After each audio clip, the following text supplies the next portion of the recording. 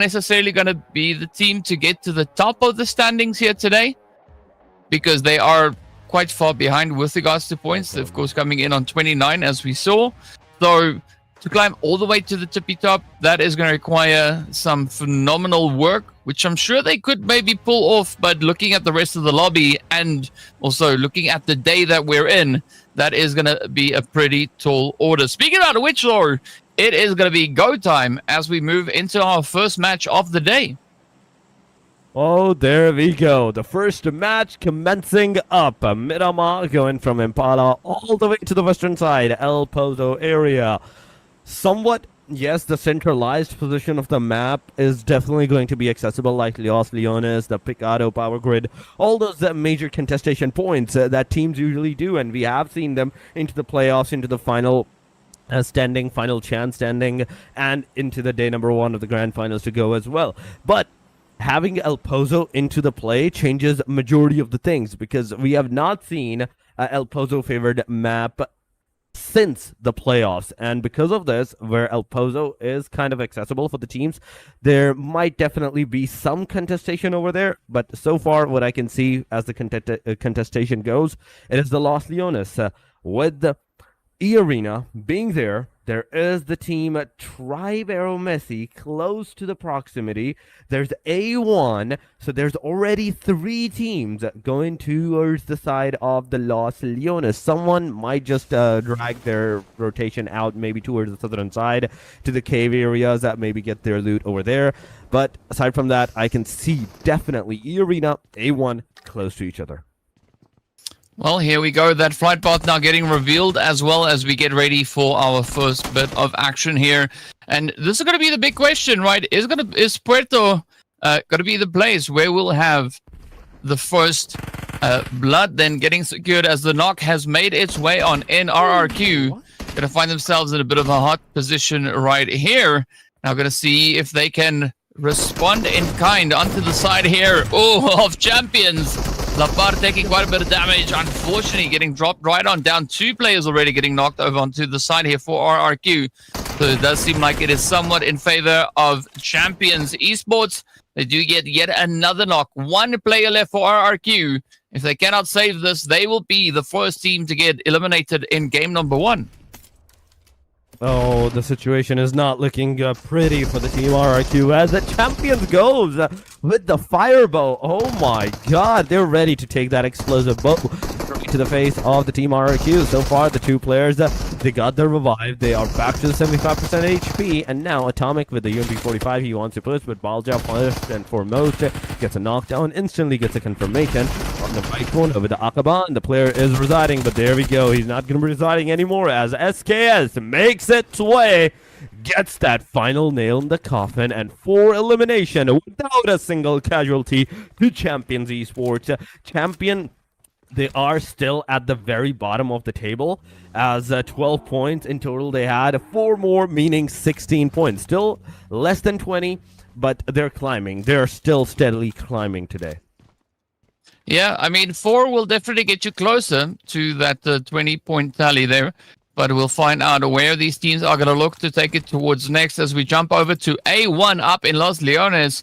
E-Arena, one of the teams that you were talking about in just in the off-cam, saying that you think they could maybe be performing quite well here today, making their way through. Now, I'm curious to see how this engagement could potentially unravel between them. DRS, though, also coming through with a bit of a split. All the way up in towards Hacienda del Patron, and no one in the vicinity from what we can see here, so there is still going to be an opportunity for Cyclone to get some pretty good and decent loot going right here. Now the rest of the teams, though, yet to make any decisive moves.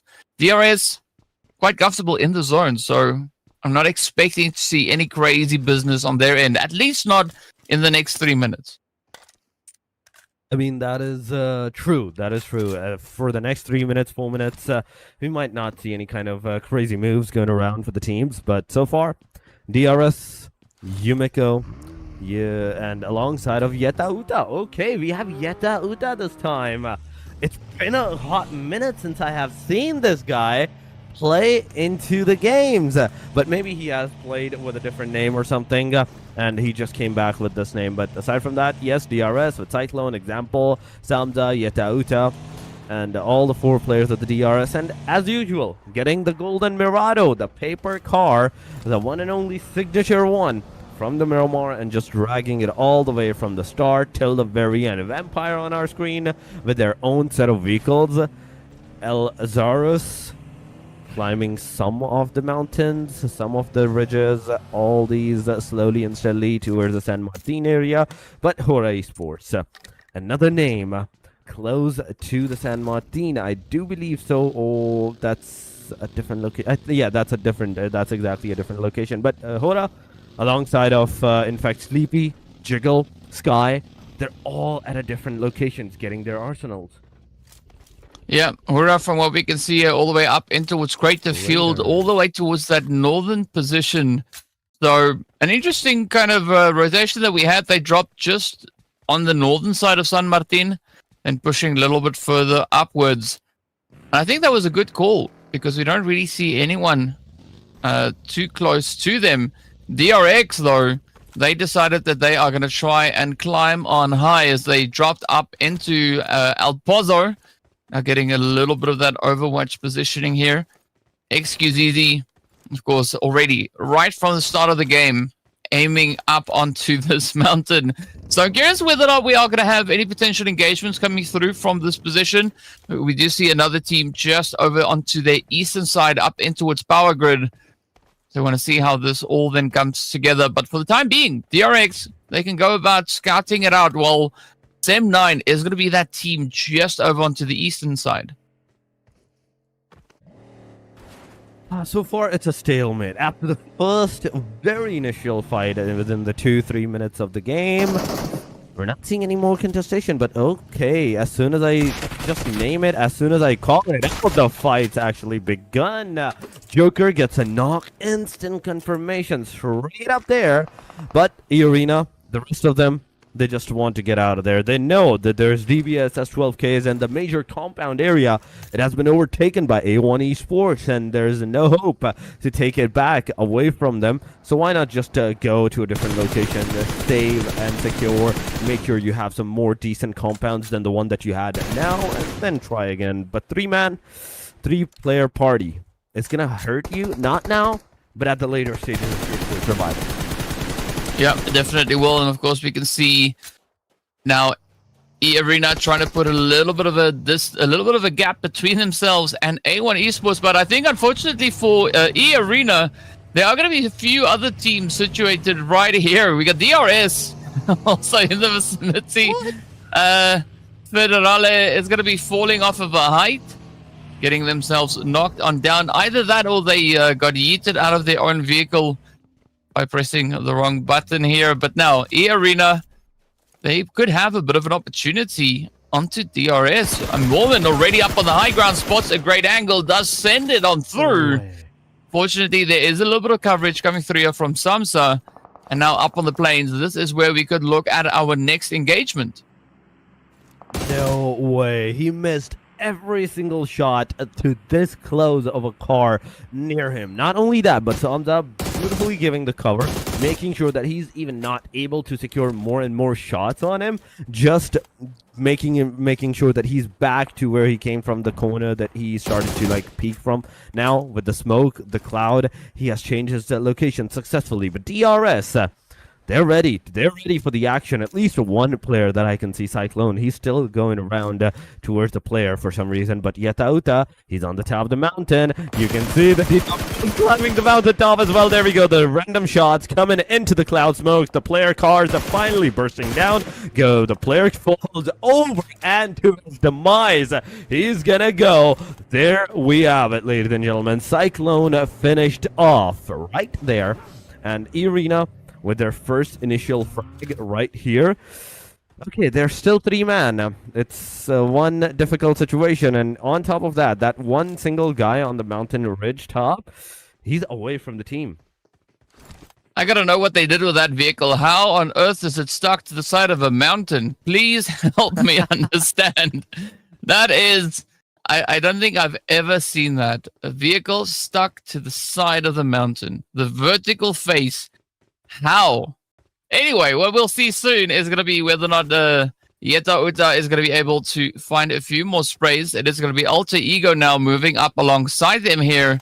Krypton, the first one, looking to establish a bit of an anchor point. We also see a few other engagements now starting to trickle on in, as it is going to be Tribe Eremacy, the squad at the top of the leaderboard, looking to defend.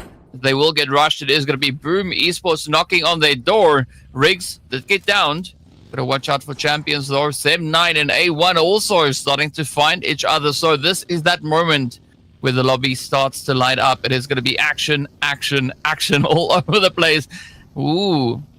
Young Tate looking interesting there. Almost running over their teammates' feet. I'm not quite sure what that play was. But they're going to have to be quick about it as Champions Esports now start to push on forward, rushing right onto the doorstep here of Tribe Eremacy. Tribe Eremacy champions, it is going on. As the ring was down, Giante was there for the cover. That's ex-Giante. In fact, Tribe Eremacy's is ex-Giante. But aside from that, yes, the full team is kind of into the safe. Champions, they're not only taking the fight with the Tribe Eremacy, but to a different team, Boom Esports as well. But wait, did I see a pan elimination on Alter Egos as a player? Oh my god. This is going absolutely menacing at this point. Everybody, if they're getting a knockdown, they're kind of getting a very, very toxic finish. And I love it. I'm not complaining. I love it. We need more of this. We need more of those pan eliminations, the knives and everything that we did see. Some of the games that actually played off like that, some early fights. But here we go, ladies and gentlemen. Another circle shift towards the south. Out in the complete open. There's only mountain ridges, the top of the mountains, where even Hora Esports is right now residing. That's the only cover that they're going to have, but it's a double-edged sword kind of thing. Right now, you're on the mountain. You're also being spotted up. On top of that, you're at the very northwestern side corner. You need to move in the circle, take another mountain ridge for yourself, then take the fight. Yeah, that high positioning, especially in this phase, could be absolutely crucial for the teams to get the job done.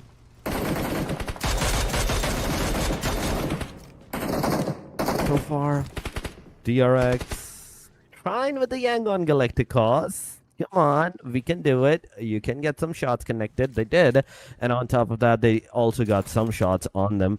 So it's a back and forth. It's a trade-off going around. QXZZZ back to his minivan, changing his guns, changing his, I think, scopes. But boom, on our screen, 0 elimination. They're very close to the fight, but they have not yet taken any interest in any of the fight. But Team Secret, I see them close to DRS. Arena, on the other hand, they're also fighting into the kill feed that they go. Vampire, Arena, it's happening, ladies and gentlemen. Boom, taking an interest in champions so far. The shots, the connectivity, it's going. But Octa, you have to be very precise from this point, because Keno, he also have a really great opportunity. But M249, I don't think you're going to be able to get a knockdown with that. I mean, that's what would probably be happening if I was to hold the M249, but looking at Keno and what we've seen so far, that could definitely be on the board. DRS, though, they are going to be the first squad getting taken out of here. Down they go. An unfortunate turn of events coming through here for them. Now it's going to be Team Secret looking to ride that ridge as they are pushing through, getting into center zone. So a decent spot to take occupancy of. But now comes the big question. Will they be able to hold onto the ridge? Because they got a pretty decent line of sight up to the north as well to the south. So will someone maybe sneak up on them coming through from that western side? I mean, it's possible. It's definitely possible. And the amount of players that are staying alive in the teams, it's definitely, we can say, possible. Not like so far-fetched. But there we go. DRX. And we have the Yangon Galacticos fighting, getting a knockdown, getting some eliminations into the area. There's ERK4ST so far. Let's see The shots, will they connect? Will they not connect? So far, Champion Esports, they were also surviving in the circle, but now they finally will have to change their locations, get into the next circle stage, into the safe zone. But I see Balja straight up pushing onto the Team Boom Esports. He's gonna get out of the car slowly but steadily. But oh, wait a second, did the car got stuck? The answer is no. The answer is still no. But okay, Keno. He has the chance. He has the chance, even with the M249. The way that he's getting those damages, that's a good connectivity right there. But one donkeys, Hora, it's a fight to see. Yeah, we will find out soon where this is going to take us. Sky now getting rezzed on up. Yesterday, we did see Hora flying down mountains. Looking to see if they can get themselves situated. But now, Sleepy and the rest of the squad here pushing forward onto Voin Donkey. Bigger Gaycore just on the front line, setting out a few of the flashbangs, just looking to suppress the advances coming through from Hora, but that's not going to be enough as the send is there. Gaycore gets dropped right on down. Now the follow-up is going to come in here as we do see No Fear pushing on forward. That is going to be Voin Donkey, the next team down, but they're not out of the woods as BTR also comes rushing on forward. Hora needs to keep their heads on a swivel, need to keep that pacing going. DRX now going to be feeling a little bit of the heat here as well. As you can see, XQZZ now getting picked up and traded off. Down they go. No Fear, great opportunity, good angle. Still got to get into the zone and find a safe spot to call home for the time being. Oh yeah, that is absolutely true, but 911 kind of low on that HP. He barely just manages to get into the safe side. He's also the last guy remaining, if I'm correct, as Sky Hora. He gets finished off. And with Hora being on the very edge of the momentum so far, that's 5 eliminations, but it's not going to help you because you're in no capable position to get even one more elimination for yourself. You even try to take the fight, you're going to be taken down, and that's exactly what's going to happen. DRX is going to take them down. Now, Sim9 on our screen with Yangon Galacticos being on the front lines. On the backside, there's Talon Esports right onto the bottom line of this mountain. Yangon fighting with Sim9, getting some of the players down. Yumiko is knocked out, finished off right there. But now, Yuhai, mountaintop once again, close is A1 as well. Oh my god, that's Deathstorm in the front line. He has been spotted, but can you get that good of a connectivity that the player can get knocked down? Oh my god, this is the time! Shoot at this! There we have it. Deathstorm gets taken down. It's a knockdown, but 11 bullets remaining. 11 bullets, only 10 now, 9 now. And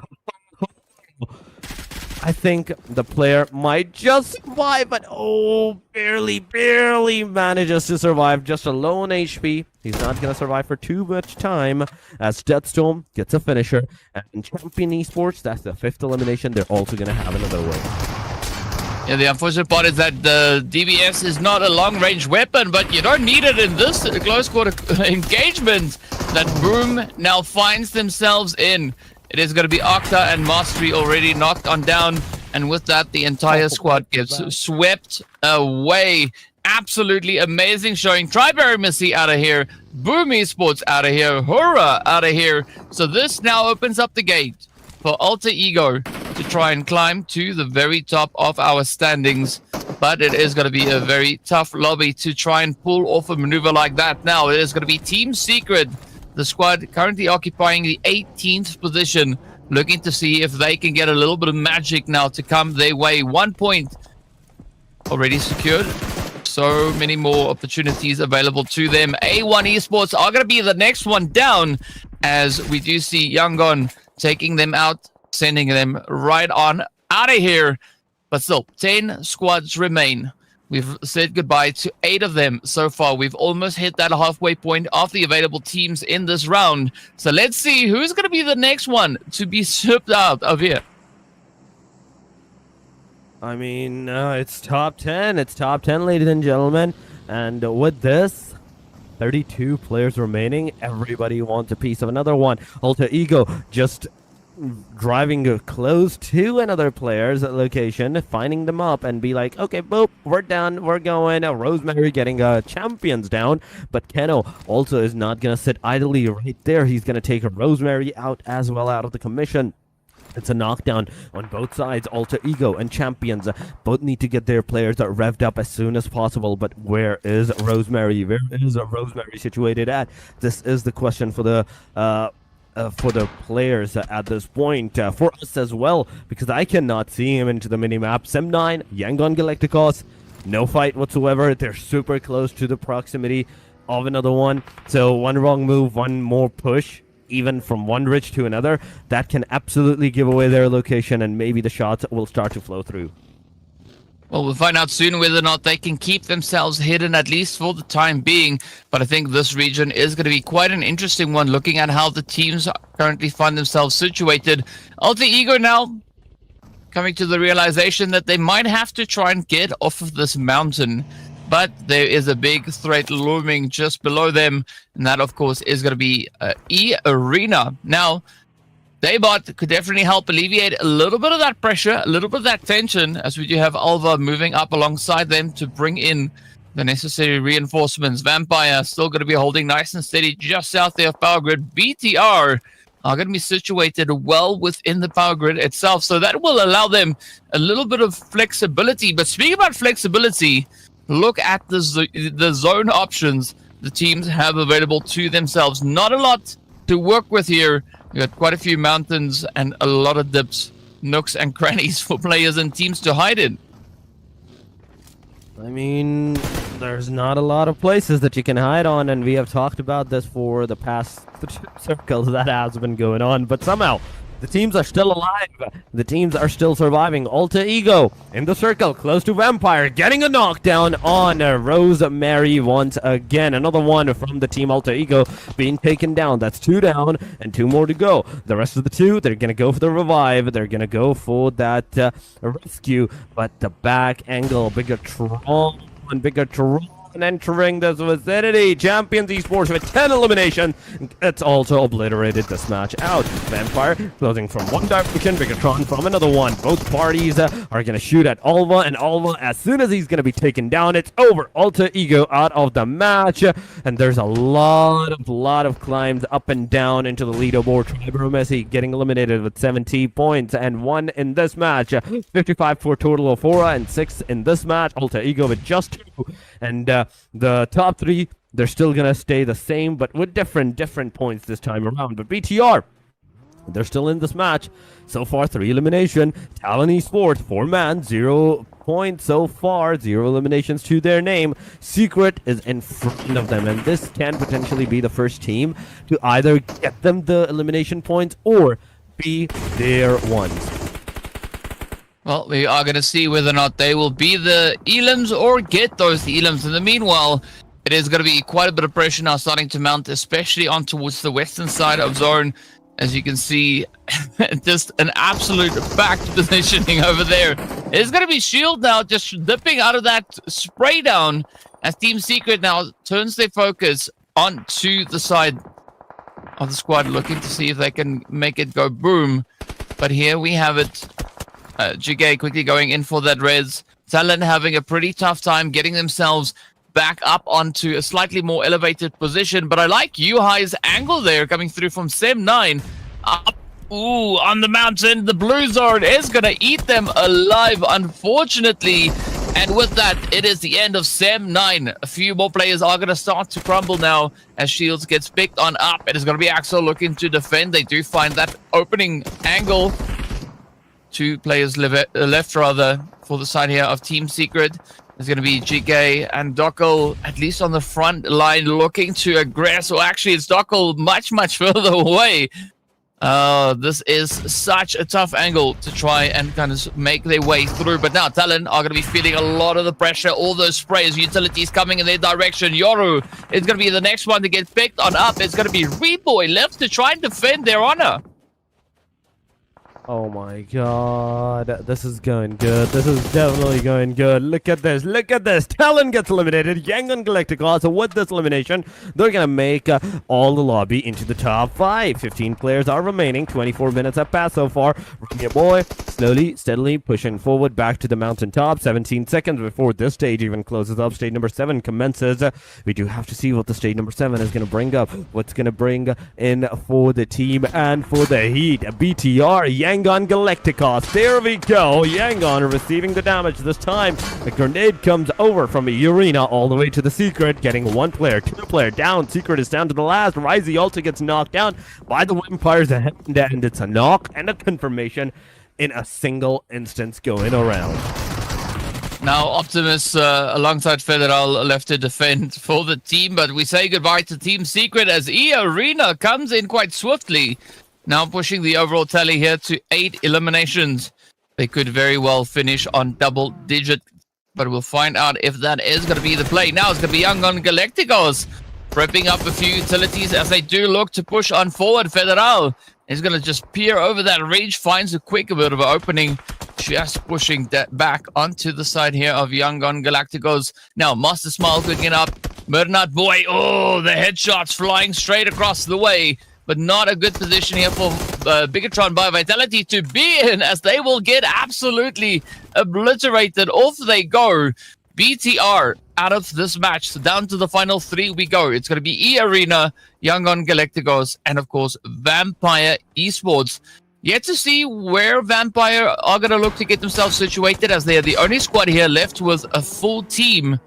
Now 456 just quickly trying to keep themselves in a safe spot, but that is not going to pay off, as Lazarus has spotted them and sends all the shots in their direction. Now Arena down to Turney K, right? Turney, the only one left to try and make a difference. Not quite sure if they are going to be able to pull off that res, but they are going to look to send out the smokes as 456 gets sent off. Lazarus now just riding the ridge. This could be that golden ticket, that golden play. Oh, what an angle though. Turney K with the nades coming in. Could still turn this whole engagement on its head. But Vampire, they're going to try and hold on as best they can. They're trying their level best against a single player, and the single player is actually getting a lot of trouble, is making a lot of trouble for these guys. Turney K throwing another grenade. Look at the HP of Vampires Esports' player. Oh my goodness. That's a lot of damage going on. But Turney K slowly approaching the situation. He has that flashbang in hand, but he knows now that JJ finally is going to move away from this area. It's a safe angle.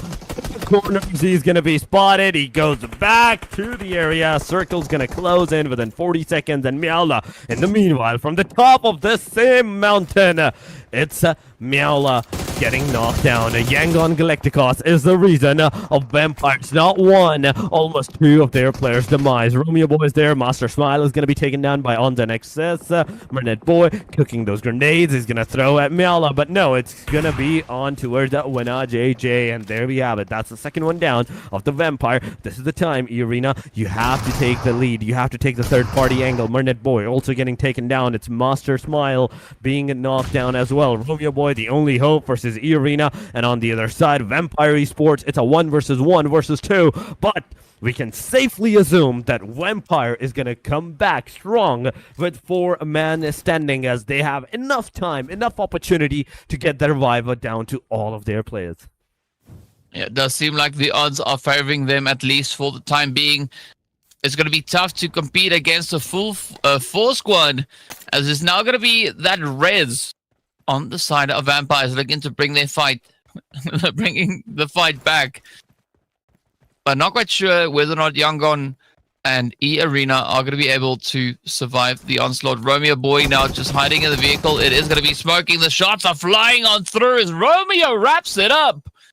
Romeo Boy now the last hope here for Yangon Galacticos, and there goes all the hope as Vampire Esports come in clutch, get their hands on that winner chicken dinner, and adding quite a bit of a tally to their point situation. They came into this match starting off with 24 points, all the way down in 13th position, and we could see quite a big move all the way up to, I think, very close to the top 5. That's a very big jump going around that we can safely assume for sure. But yes, the single match, how many points is it going to accumulate for these players is the big question. On the next, JJ, Lazarus, Miaula. the 2-3 players that did got knocked down, there was a point in time where the whole of Vampire Esports was kind of scared on, okay, what's going to happen? But they beautifully made it out alive, made it out surviving, and getting that winner chicken dinner.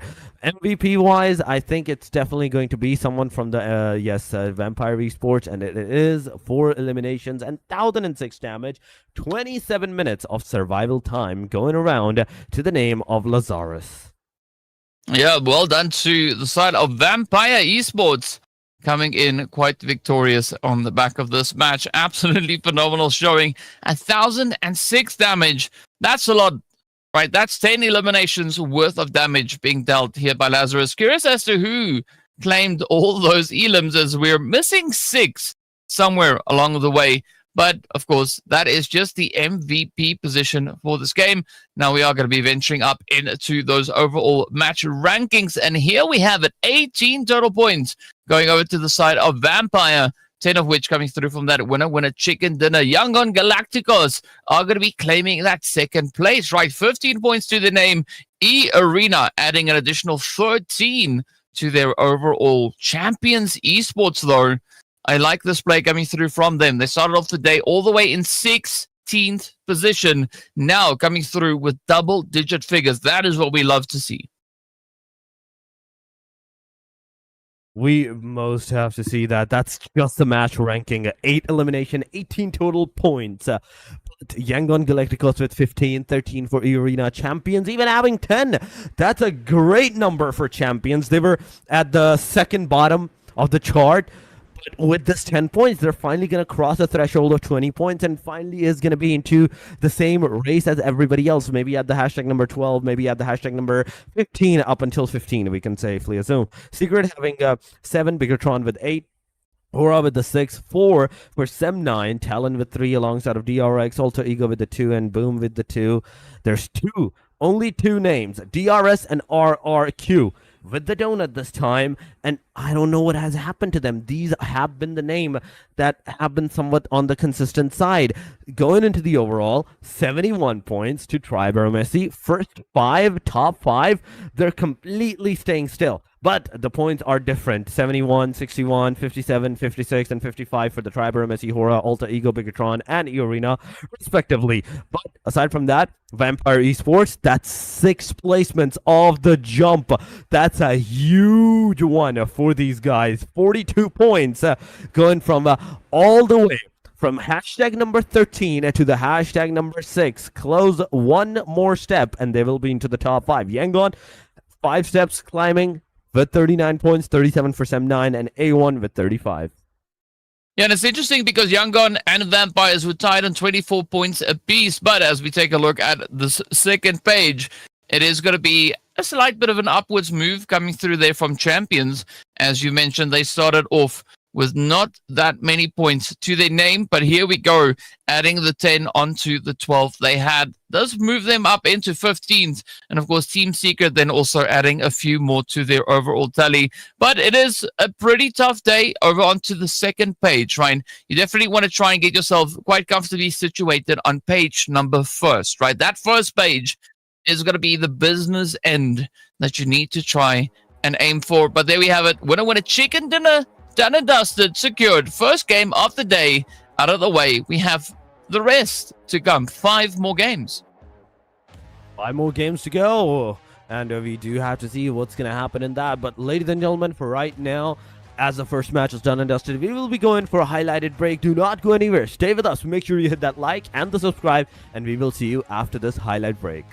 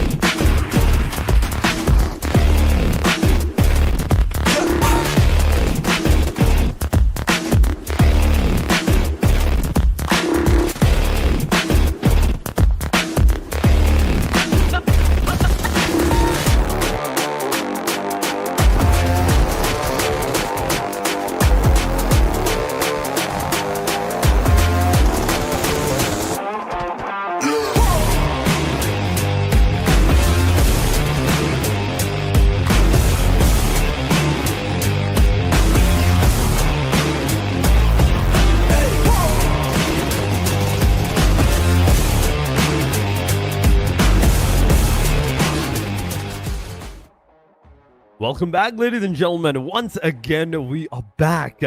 The final day, the match number 1, it's done and dusted. But heading over to the match number 2, this one will be a wrangle. And introducing ourselves, we have done this previously and we're going to do it again. It is Torix, and with me once again, it's the one and only on the left corner, DK, on my right corner on the other hand. But yes, DK it is, ladies and gentlemen, with us joining as the caster talent desk. But DK, match number 1, Miramar was not that aggressive, but yes, aggressive it was at the end. But Erangel, will it be aggressive or it's going to go straight just like this Miramar? I'm going to say yes, it's going to get aggressive. Based on the points and what these teams have been bringing into that first game, I think they are going to look to ramp it up considerably. I mean, especially looking at what Vampire Esports did, right, making quite a bit of a leap with regards to their overall points positioning. So they are so close to gaining entry into the top 5, right? They only need 13 more points to play catch up and, you know, contest E-Arena for that 5th spot. So I'm expecting the teams in 6th, 7th, really to bring it in, but also it goes far as to say that I think Sem9 are also going to look to up the ante coming into this next match, because again, they are so close, but it is going to require a little bit of work to get those teams moved into the prize money share. I mean, that is absolutely true. It's just this fight going around. We do have to see who's going to be on the top for that money share, for that prize pool, a section that they have to grab for themselves. But aside from that, DK, there's a lot of other factors going around as well. Like the momentum on the teams, on the even pressure situation going around, as there's only 5 more matches and this pressure is super intense because of that on all of these teams. We will be heading into our match, ladies and gentlemen. As soon as I said that, we have actually gone straight up to the angle, but the plane line, it's dangerous, it's very deadly. DK, Primox all the way to the Milta power plant. The south side is favored, but the northern side, the Rozhok, Yasnaya, Georgia Pool, oh, it's not accessible unless you have some vehicles on you. Yeah, but there's nothing wrong with legging it a little bit, right? Just run until you get a car, hop in it, and off you go. So we'll see who's going to be in the race to get themselves situated towards the north. But of course, it's going to depend quite heavily on what the zone is going to be doing, right? Will these teams need to move all the way to there, or are they going to find themselves blessed with a different positioning? We'll find out soon what exactly the answer to that will be. Now, yesterday, when we had a same zone, same looking kind of flight path to this, Alter Ego stepped up to the plate, locking in that winner chicken dinner. So we'll see where the zone is going to be going as we get ready to move on. Yeah, sure, DK. The circle, it has actually gone to the very on the western side. But yes, judging from all of this scenario that's going on, Quarry region is actually accessible for the teams. Vampire Esports, it's a duo split. In fact, it's a duo solo split. Quarry has 1 player. Morgs has 2, and Fairy Pier on top of that also has a single player for them as well. It's a complete split. But one more thing. I'm seeing Wind Donkeys, RRQ on our mini screen and on the map as well in the land of the Senvoska military base. They're in the military base. They're taking the fight. They are kind of close, but not that close that the fight actually initialized. They are hearing each other's footsteps and everything. They're making their moves. They're making their way. First of all, they need some decent number of arsenal, the vest, the helmets, all those utilities that they can actually use against on the team as well. But Lapat actually got some shots, as his vest is also damaged and his HP's on the 75. Well, let's see whether or not Lapat can bounce back from this. Not the worst spot to be in, but still want to try and fight as good of a fight as they can. As it is going to be Voin Donkey now full sending it. They are getting aggressive. They want to see if they can squeeze right up into this. So now the opportunity is there. Yes, the opportunity is definitely there. But the rush is not happening. He's finally going on forefront into the area and getting a knockdown straight up. But 17 out of 17 teams are still alive. There we go. Ark going on. Getting a knockdown. Another one and one donkeys. It's basically a 2 versus 2 going around. Gaykar in the back lines. He's on the full HP. But Potato, he's the only guy with 1 bullet remaining. The jump shot from Gaykar is definitely going to get a knockdown. It will take him down in this regard as well. But this both sides being onto the very suicidal grenade, RRQ, they knew that the player was getting knocked down, so why not take at least one person with them? Well, the fight's far from over. It's going to be Voin Donkey now looking to see if they can close this one up. The HP bar's not looking all too good, but it is going to be RRQ now looking to come in rushing.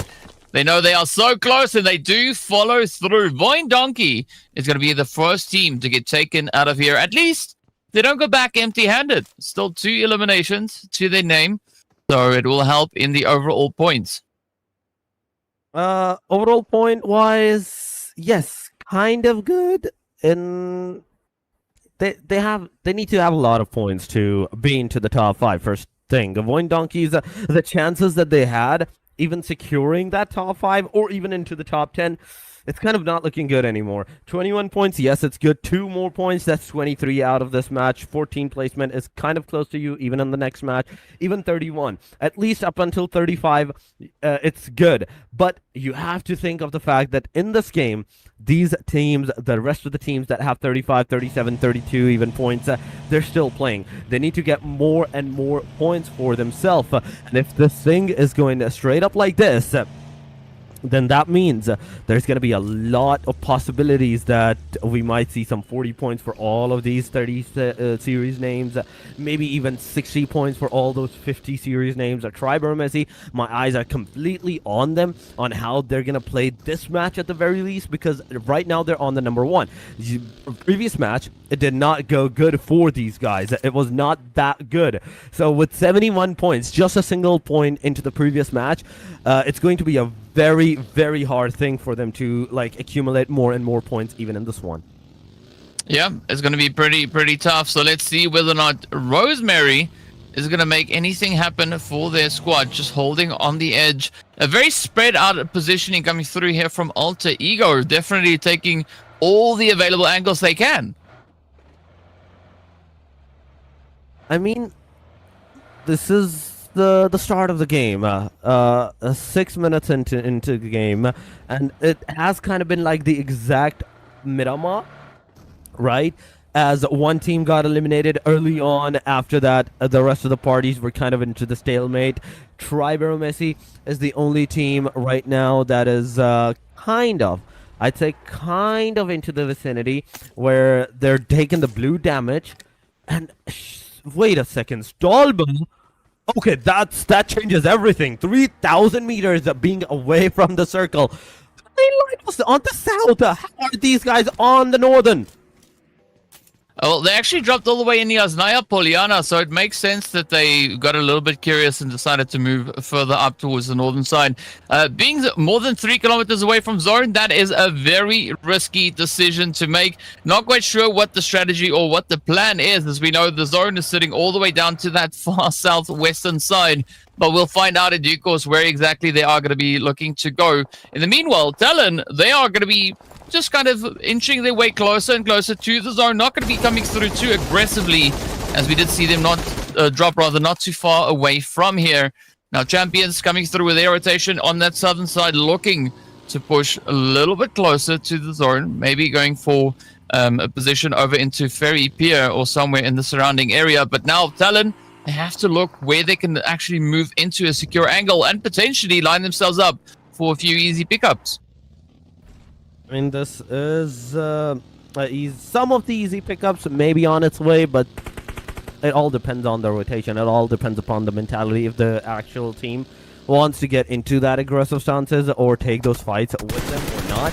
But so far, Secret it is, ladies and gentlemen, versus Picatron by Vitality. Vitality getting a lot of damage on Lil Ben. He is kind of low on that HP, but GK, in the midst of all of this chaos, he's like, okay, I don't want to do anything. I'm just going to refuel my car. I'm just going to move and skedaddle out of here. After that, Subai is here. Finally, Little Ben gets taken down. The first circle's also closing on. 10 seconds it is, ladies and gentlemen, and we're gonna have our first circle close on. Ho, ho, ho. Go south. Please go into the water. I really want to see the water circle, and if it does go, I'm gonna be overjoyed. But nope, nope, nope, nope. Me and the circle never gets along. I thought you were gonna say Merry Christmas or something when you came in with the ho ho ho. But hey, it might be Christmas. It might be treats for someone along the way. It is gonna be a very back dump zone that we can see there. E Arena are gonna be moving in from that western front. Then, of course, Boom Esports coming through from the north. Gut Gun Chopsticks, that is going to be the place to be. As you can see, BTR and Talon all now starting to move on forward. We see the players there from Team Secret also looking to find a little slice of the action here. But Champion Esports, they're going to come rolling up right behind the squad there from Sem9. So that could provide them with a golden opportunity. But speaking about the hunts, this is what we are seeing come through here from the side of Alter Ego, rotating up right behind A1.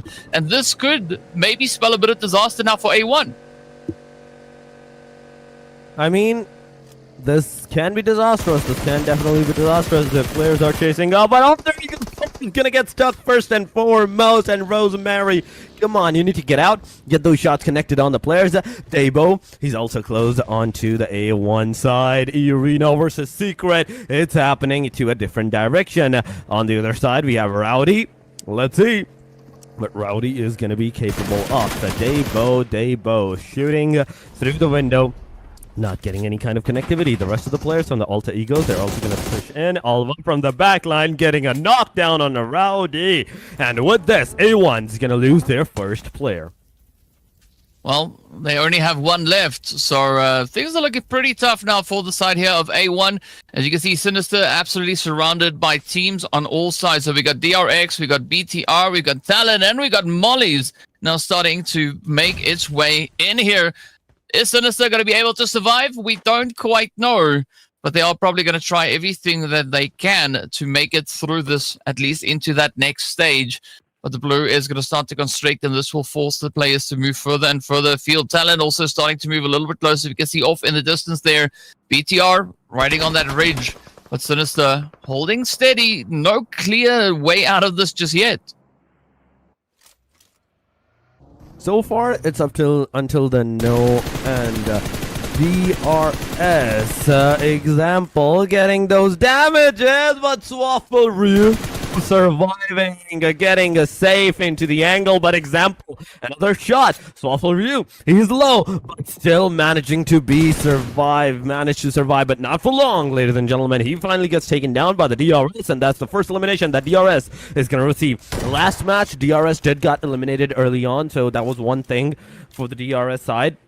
But this time around, DRS, they're not only just going to survive, they're also going to come into the clutch plays, getting that first initial elimination near the bridge side. And now you can only see Cyclone in the whole of the circle being into the outside of the blue, not taking the blue damage, but the rest of them, they're taking the blue. Triber Messi versus Boom versus E-Arena versus Team Secret might occur. On the eastern corner, there's Talon, DRX, and Champions alongside of Sem9 that has a possibility of starting that fight, starting that engagement. So it's just that one small mistake that's going to start the whole chain reaction of those eliminations. Yeah, and things are looking to get quite challenging right here. Vampire, though, I like their position up into Quarry, will allow them quite a bit of a vantage point to play down onto the teams now moving into that more centered positioning. But this is where the pressure is going to start to mount. As you can see, Sem9 looking to squeeze in over onto the edge. They are, of course, not alone in the area, as you've got so many teams now all converging. But it is going to be Secret looking to kick the party off, as it is going to be Atomic now to get traded. The rest of Champions now looking to reposition, as this is not the most optimal position for them to fight from. Tribe Eremacy, rather, down in the swamp area. Going to be looking to ride the ridge line, spotting out a few potential angles. Trying to see if they can maybe get the res up to rig, but doesn't seem like that is going to be an easy one to pull off. DRS now also finding their way on through. They have spotted Sem9 but the shots are all over the place. There's going to be example to get the hit up in towards Strexy. Cyclone now going to be doing as their name suggests, right? Starting to move in circles, and this will allow them the next position, the next pathway to find their way onto the SEM9 angle here. I mean, this is just the start. This is just the start of the engagement.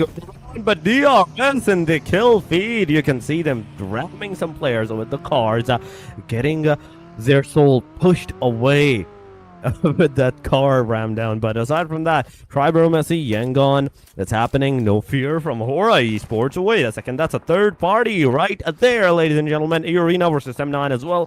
Fourth party commencing up. E-Arena getting some of the players of the SEM9, and RRQ in the midst of that by the hand of Team Secret absolutely gets decimated. 14 teams remaining. Stage number 3 closing on. 25 more seconds. Yangon Galacticos throwing the smokes and all the utilities that they can possibly accumulate, but they have to be also very of the fact that these smokes, you have to utilize them to push on the team rather than just leaving the premises.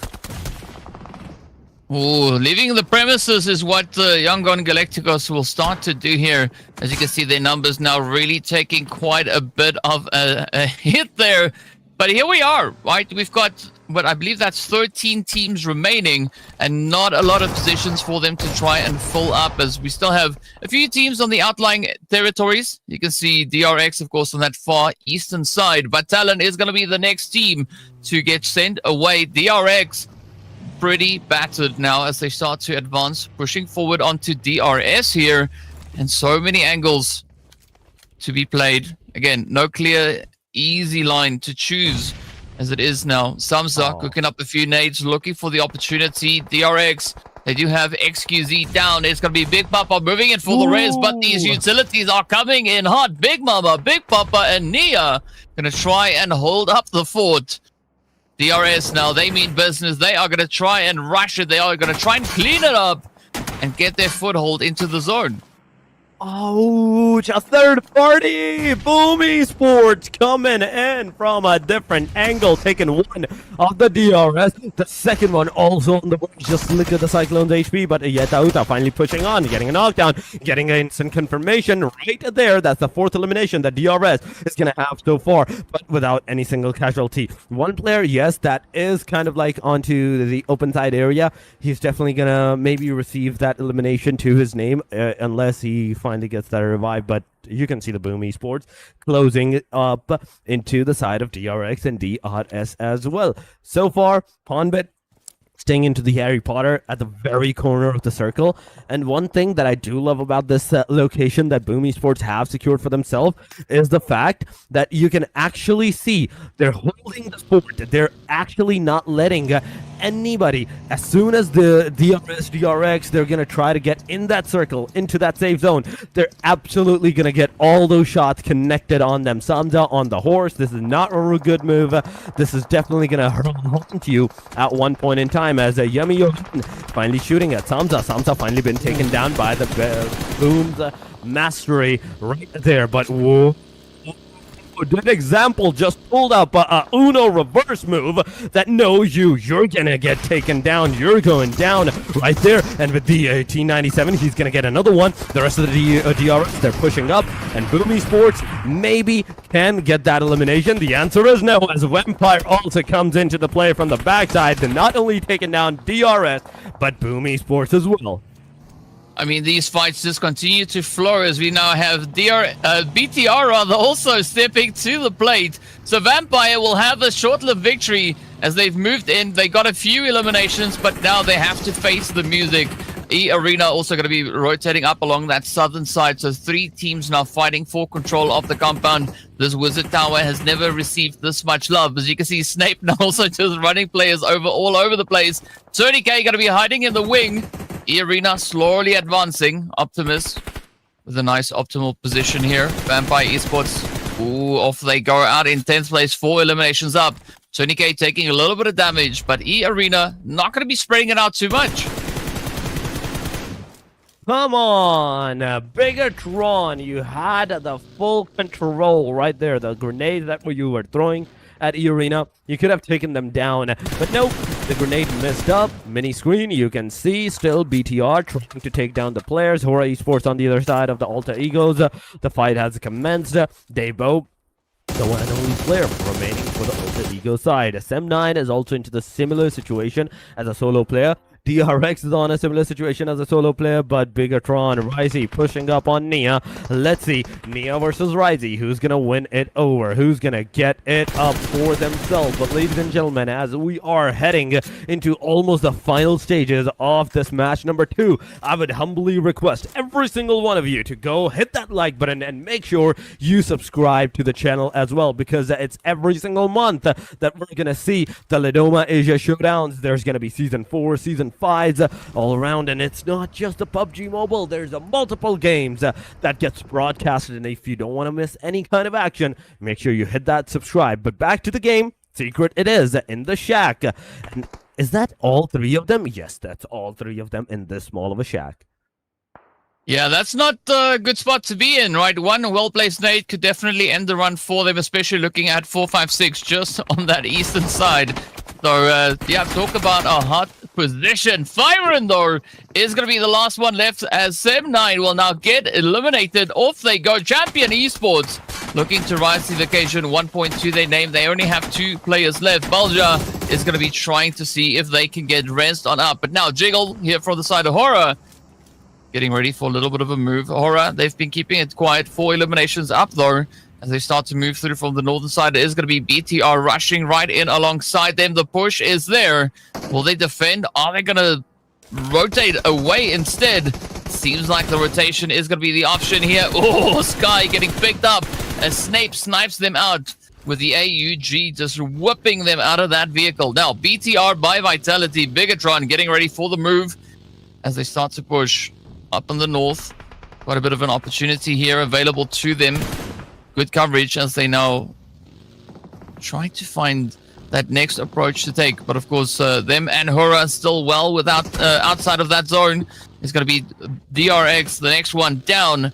So 7 teams remain. That is all that we have to show for this game. Stage number 5 is going to be coming to an end pretty soon. Now, the utility is finding their way all the way down into Federal.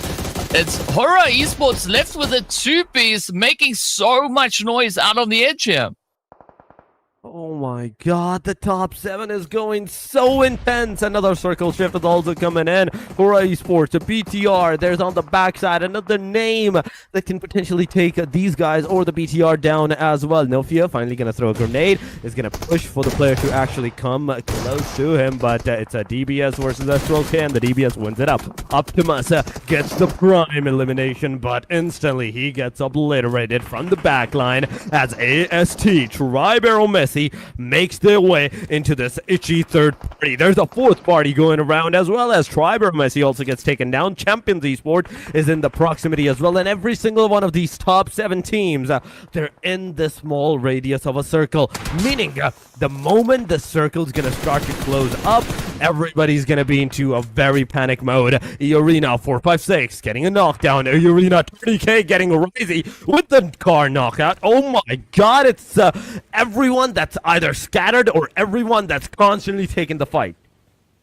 I mean, there's one team that's looking pretty good right here, and that is going to be E-Arena, the only squad with a full 4-player roster surviving, and they've not taken too much damage. Those HP bars are looking pretty good at this point. BTR, they had the numbers favoring them, but it has all started to turn around. Down to a duo they go, but they have been able to find 7 eliminations. Now, very spread out. Not quite sure whether or not Federal is going to be able to survive this. Snape also in a very sticky situation. As you can see, the Sentinel starting to find their way on through. It is going to be Tony K that will get taken down right then and there. BTR still riding the ridge, still in this fight. They have not settled just yet. Tribe Eremisi rather, just in that center zone. Looking pretty good. They also have a full squad up, and they have a strong angle to play off of. But it's all going to ride on whether or not they can actually make that work in their favor. 30k is going to get taken on down as Federal secures their 2nd elimination. And of course, it is 8 overall. Snape getting sniped by that nade as it rains on down. Tribe Eremisi now getting right into the swing of things. as they start to fight back, looking to leverage their position against what is left of BTR. It's going again. Haywire. I see a lot of solos. 2 solos. BTR, Alter Egos. E-Arena has duo. Okay, they might change into a solo in a short while because of the position that they were in outside of the circle. Situation will definitely go not into their favor. But Team Secret, it's happening. A knockdown comes into the play. BTR, E-Arena, 456 gets knocked down as well. There we go. Talking about the solos. E-Arena instantly gets obliterated. BTR gets Mormon out as well. 4 eliminations, and with this, it's all over. BTR having 10 eliminations. Highest in this lobby so far, and not only the highest, but look at the overall ranking on our right side. Not only they have taken off away from Hora Esports and Alter Ego, they have successfully secured more and more points than them. Hora Esports at 67. There's still the possibility of getting that number 2 back for themselves, but they have overtaken Alter Egos completely. Yep, there could be quite a bit of a leap coming through here from Bigatron by Vitality as they now start to take aim onto Team Secret. Team Secret, though, I like what they've been doing so far, getting more points on board. But you can see now, unfortunately, the aim is just absolutely on point as Federal locks in another spray down. But you got to get ahead of that blue, otherwise those 11 points are not going to sit so well. We want to try and capitalize on good, strong finish here as well, at least within the top 3. Not quite sure if Federal is going to be able to pull that off as they now take so much fire quickly, just trying to dip out of harm's way. At least managing to survive for the time being. But Dockel sending it out, and down they go. Oh my god, came straight up from all of those fights, surviving all of them, back to where they came from against Team Secrets. And Secret, they definitely avenged their own teammate. But Champions Esports, you missed the crucial shot, Doc. No! Now your location is revealed. You're outside of the blue zone. You're going to receive a heavy casualty on you. The moment you're going to try to exit this area, get into the car, or leave the premises, it's all over for you from that point onward. But Balja, he's going to leave the warehouse, the shack, for himself, and just going to move into the backline area. But Champions, Alter Egos, they're close. Hora Esports, as a solo player, they're also into the top 5. 10 players are remaining. 1 versus 1 versus 1 versus 3, potentially. Or it can go up to 2 versus 4 full squad. It's a full squad of Tribe Arrow Messi with 3 eliminations, having the very dead center of the circle. Anyone that's even trying to get into this area in the waters, they're gonna step foot, and Tribe Arrow Messi is instantly gonna take them down. I just saw Gyante coming through with AMR, right? So there could be quite a big boom happening in this zone somewhere. I don't want to be on the receiving end of those hits, though, but it's going to be Daybot trying to survive, trying to ride out the storm as Champion Esports sending out quite a few utilities, trying to pop them out of this building. Ooh, a little bit of a bait and switch here, as Daybot is going to be firing off shots, looking to see if they can pull them in, draw them nearer to get the jump on them. But it does seem like Champion Esports are going to go for the flank. They're not going to fall for the trap just yet. Yep, there we go. Very quick and easy play as they do take out Daybot. And with that, we are down to the final 4. 2 solos versus 2 jam-packed squads. Now looking to go in for that showdown. It is going to be the side here of Tribe. Eremisi taking a very controlling position in the zone. I like the spread that they have. But now Champion Esports looking to see if they can contest this. Dockel still way off in the distance. Could still play quite a big role in this match. Whoa, do I see an AMR in the hand of Gyante? No way, no freaking way. 1 shot, and that's going to be a very hard-hitting one on you. But 5 bullets only, 2 in the back. Okay, there we go. I thought for a second that's only 5 loaded, and that's all that he has. But 40 bullets onto the other hand, the QBZ, with 127 into the backpack as well. He's ready. He's locked and loaded. But throwable-wise, he's not. He only has a single Molotov, a flash, 5 smoke grenades. And they're not going to help them that much. But yes, in the circle, being in the circle, stage number 8 is closing on, being on to the stage number 9. Oh, there we go. It's a Christmas for Tribe Arrow Messi going around. 1 player. And Balja is down. Doc can maybe seal that away, but no, he misses every shot. Keno also gets taken down. Doc's location has been revealed. That's Keno, knockdown. It's going to be an obliteration on the guy, and as Team Secrets closing on slowly and steadily, it's a 1 versus 1 versus 1 versus a 4 scenario. More go on, it's gonna hit the player. The second shot will not, and he will deny his elimination, but nope, he's not let the deny goes over as Rig gets the final bullet connected on towards the players. It's 1 versus 1.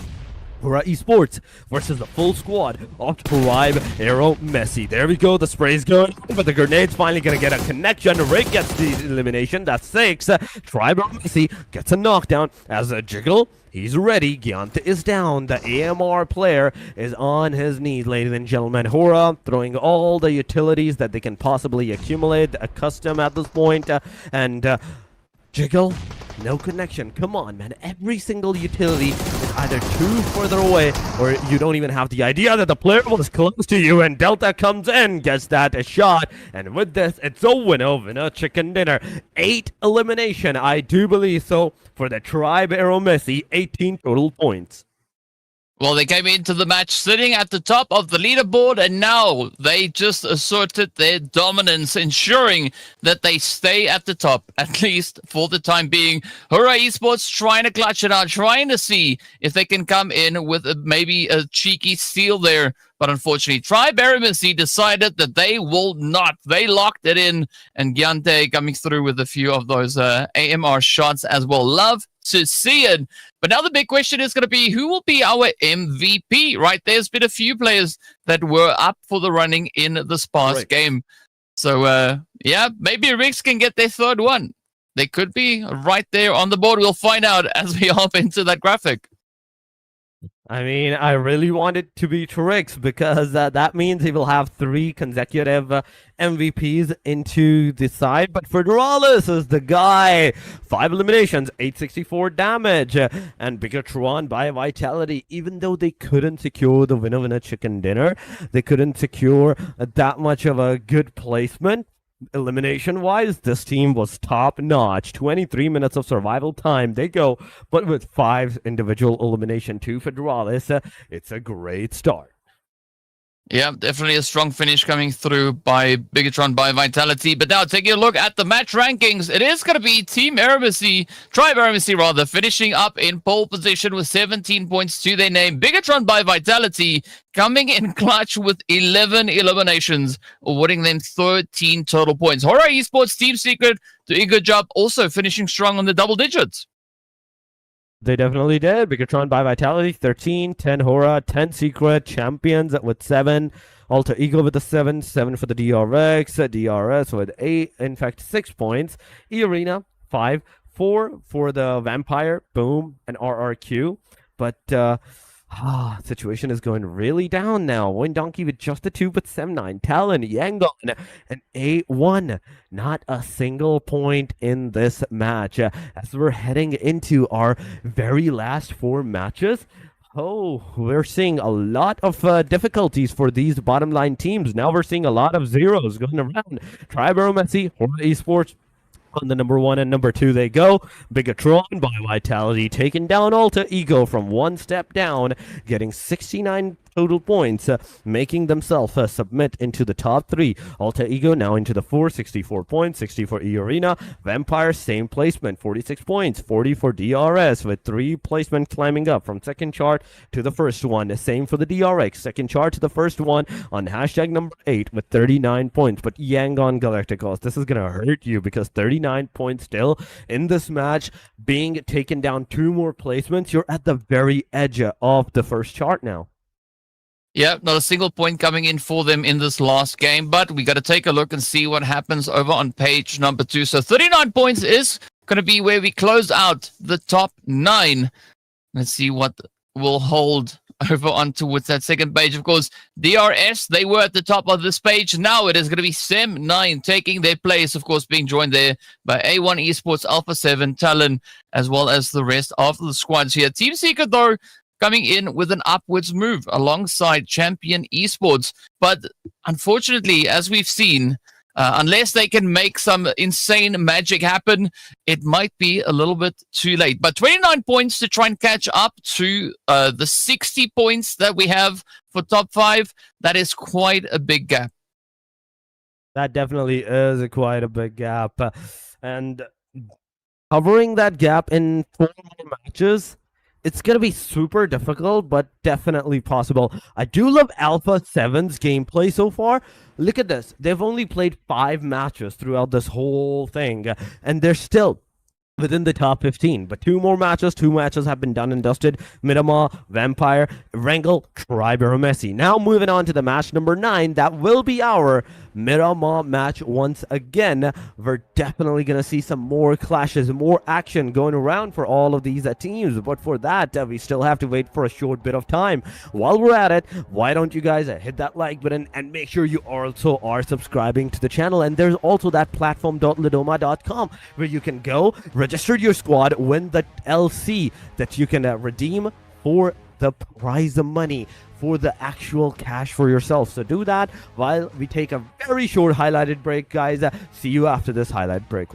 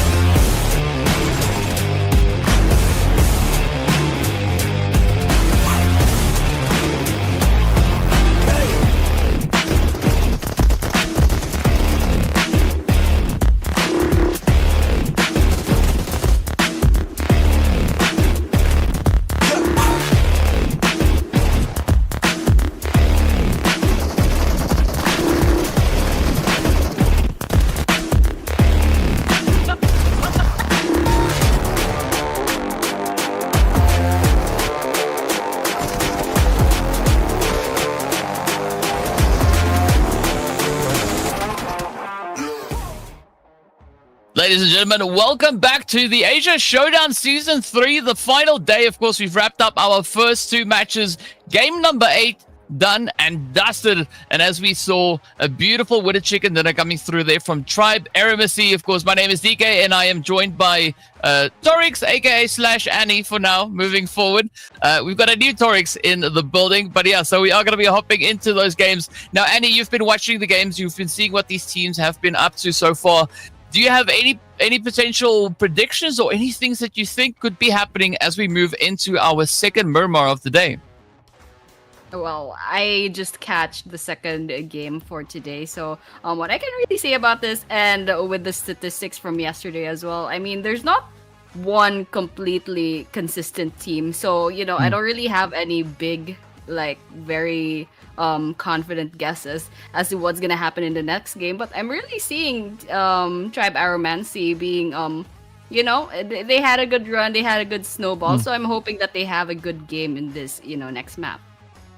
Yeah, I think that's going to be the big thing to look out for, to see whether or not they can keep that consistency going. Of course, sitting with a glorious 17-point lead over the team in second place. It does put a little bit of pressure on Hora Esports to see if they can maybe bring in some kind of a response. But I think moving into Miramar, there's going to be a lot that will be revealed, as we've seen quite a few teams actually step up to the plate. Of course, the last Miramar we had, Vampire Esports rose to the occasion, got their hands on that winner chicken dinner.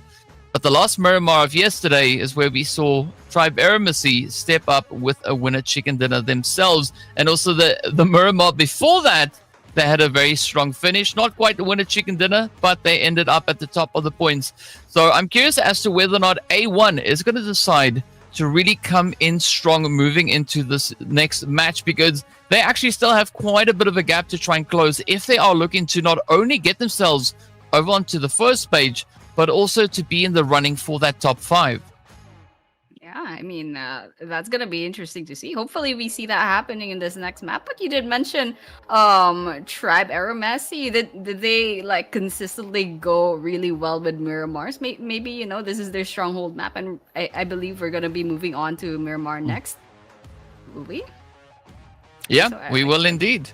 Yeah, I mean, that's really crazy. So that's gonna be exciting. I mean, I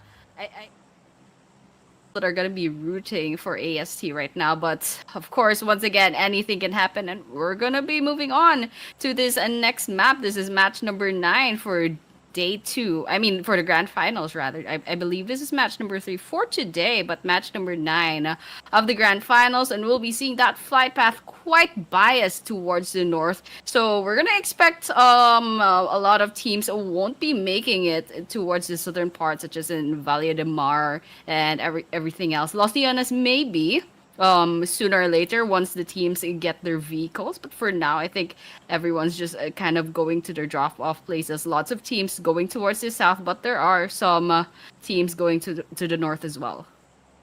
Yeah, Andy, a lot of the teams here going for pretty much the same old that we've seen over all the previous Miramars. So curious to see what that zone is going to be doing. The previous one we had went a little bit more towards the western side. Again, not fully committing onto that.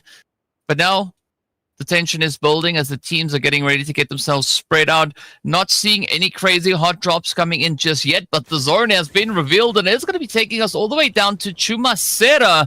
And this is going to be a very interesting add-on to this game. Yeah, I think this is going to be, you know, it's just going to add some spice to the game, since we saw that flight path is all the way towards northeast perhaps, and then that circle just goes down to southwest, and with Chumacera over there, a lot of teams weren't even able to get near Chumacera during the first drop battle. We're here, speaking of first, I think we see our first blood right now. That's 67 players left standing. That's quite a huge hit on the number of players, and it's only been 2 minutes. That's absolutely crazy. We've seen this game finish in 15 minutes or 16 minutes previously, so there could be a lot that could be happening right here. The last time that we saw the zone move down to this general area, down on towards the southern side of the map, was yesterday, all the way back also in match number 3. Then we saw A1 Esports rise to the occasion, securing themselves that winner-winner chicken dinner, doing so with 2 eliminations. But Bigatron by Vitality got 13 eliminations, one more than what Tribe Eremacy was able to secure. And as we saw, looking at those overall standings, of course, there is still going to be a little bit of a competition coming through from Bigatron by Vitality. They are a few points behind, yes, but they could definitely look to close that gap. They need about 19 points to catch up here, maybe less. My math might be wrong, but they do need quite a few. So we'll find out pretty soon what their approach is going to be. But for the time being, it is going to be DRS Gaming horsing around a little bit, right? Looking to get themselves situated just north there of Hacienda del Patron. And again, a nice region to move into. We didn't see a lot of teams really moving into the area. And of course, SEM9, they've now rotated right up in towards Monte Nuevo. I can see that, and everyone's kind of just looting the place around, chilling about. After those few first kills, I think everyone's kind of settled down, got their territory, and now they're just gathering resources. And of course, we're still about almost 4 minutes into our Miramar game. But you did mention there's a game that lasted for 15 minutes. I think I'd like to see that right now. But going about this pace, I think we're going to be seeing maybe a 20 or 25 minute typical classic Miramar map. But of course, things could happen. Maybe the teams will suddenly run into each other right in Chumacera, and then they're just going to have a whole death match over there. But, a caster can dream. I mean, yeah, we can dream all we want. We'll find out, unfortunately, what these teams are going to be doing pretty soon. Whether or not they're going to go along with what we're kind of hoping for, or if they will have something else in mind. Voin Donkey, though, are going to be one of those teams that they've come through with an interesting approach here. They've not necessarily been playing the strongest game so far, but they've definitely been trying quite a few things with varying levels of success to that. So curious as to whether or not this match could be the one in which we see Voin Donkey really locking it in, going for gold, and looking to see if they can finish strong with regards to those overall standings. E-Arena, one of the other teams that are also a little bit of a menace when it comes to their overall strategy out on the battlefield here. But for the time being, they're going to have Los Leones and they can go about their business. I'm not quite really seeing any other teams sharing this location with them. Yeah. I mean, that's good for E-Arena, and definitely from the mini-map, there's no one nearby, which is, number one, a good thing if you're still gathering resources, but once you've gotten all those resources and all those bullets, all those armors, then you're just gonna be, wasting a bit of time not being able to get those kills, get those eliminations that you need. But then again, this is gonna be a patient game. PUBG is a waiting game most of the time, so that's exactly what they're gonna do. But over here, I think we can see Alter Ego Aries kind of lounging about this area, and there's a team towards its western side. Let's see if their cars will make enough noise to start an engagement.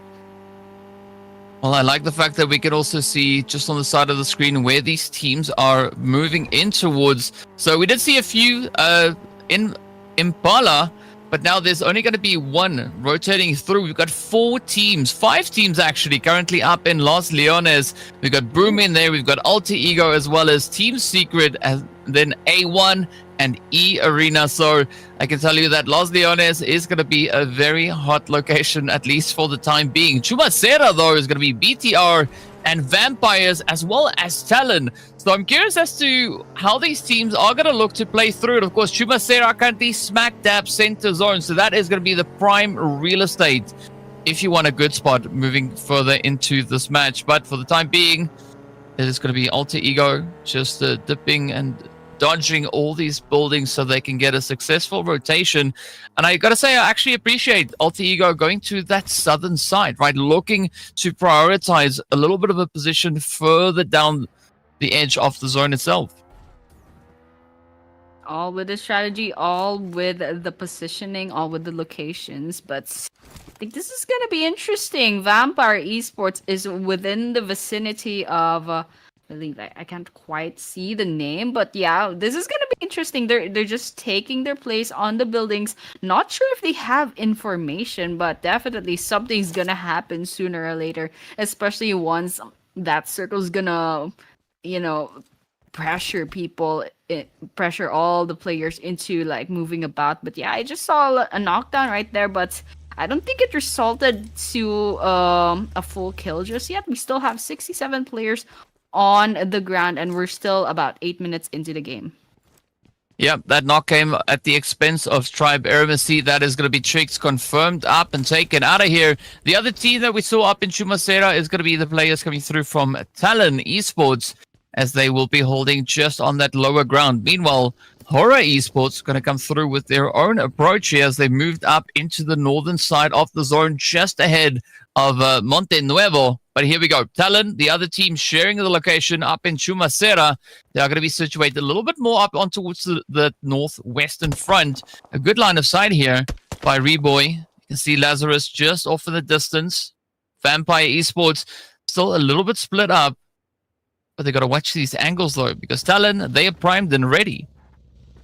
Yeah. I mean, their scopes are out. They spotted Vampire Esports. They just can't quite get the angle that they need. But over here, Johan's gonna be walking towards the hot zone. I don't know if this is gonna be a 1v1. One has the vehicle on the side of Vampire Esports. Johan's just quite out in the field. I'm a bit nervous for this guy, but it looks like it's working out for him. He's not getting shot at. So let's just hope and see. Cross our fingers. Was over here. Talon actually gets a one knock on their side. So this is gonna be a bit messy, especially since there are 3 whole teams within this vicinity. Yeah, that is Team Secret feeling the heat as Lil Ben gets taken down. BTR now going to be moving to the southern side. So Yoru going to feel this pressure now starting to build. As you can see, BTR essentially playing with their food, moving backwards, forwards, looking for an entry point. It is going to be just a few shots connecting up.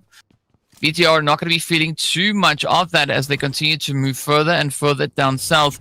I'm curious as to whether or not Team Secret actually fully committed to some kind of push up in towards Chumacera, or if they rather decided to opt for a different location. Now, Talon, they pretty much have Chumacera under lockdown, as we are going to be looking at that blue zone closing up as well. So in a minute and a bit, we'll see where our third stage is going to be taking us and exactly what these teams will have to work with. And I was just kind of looking at where Team Secret exactly went. Okay, there we go. Speak of the devil, Team Secret is within the shack in the vicinity of another team. It looks like that's actually the vicinity of 2 teams.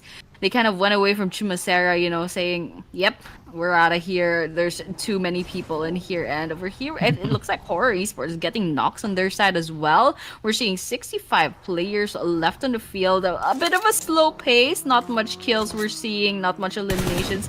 But I think this game is going to be a little bit faster at this point. There's a lot of teams congregating in the same area. And Yeta Uta is taking some damage, but it's not going to be enough to eliminate him off. Yeah, Uda coming through with a quick repositioning. We've got Example also then looking to cook up a few nades alongside the rest of the team here from DRS. But it's going to be Alter Ego trying to pressure them. As you can see, Krypton holding on that southern side, trying to draw the attention, draw the focus. And what a strategy as Rosemary comes in, striking the iron while it's hot. But now it's going to be that full send as Alter Ego descends down upon DRS. Samsa already taking quite a bit of damage. As you can see, Yeta Uta getting knocked on down. Down goes Cyclone. And now it is Samsa, an Example, left to defend the honor of DRS. Oh my. Samsa's in trouble. And that is the end of DRS.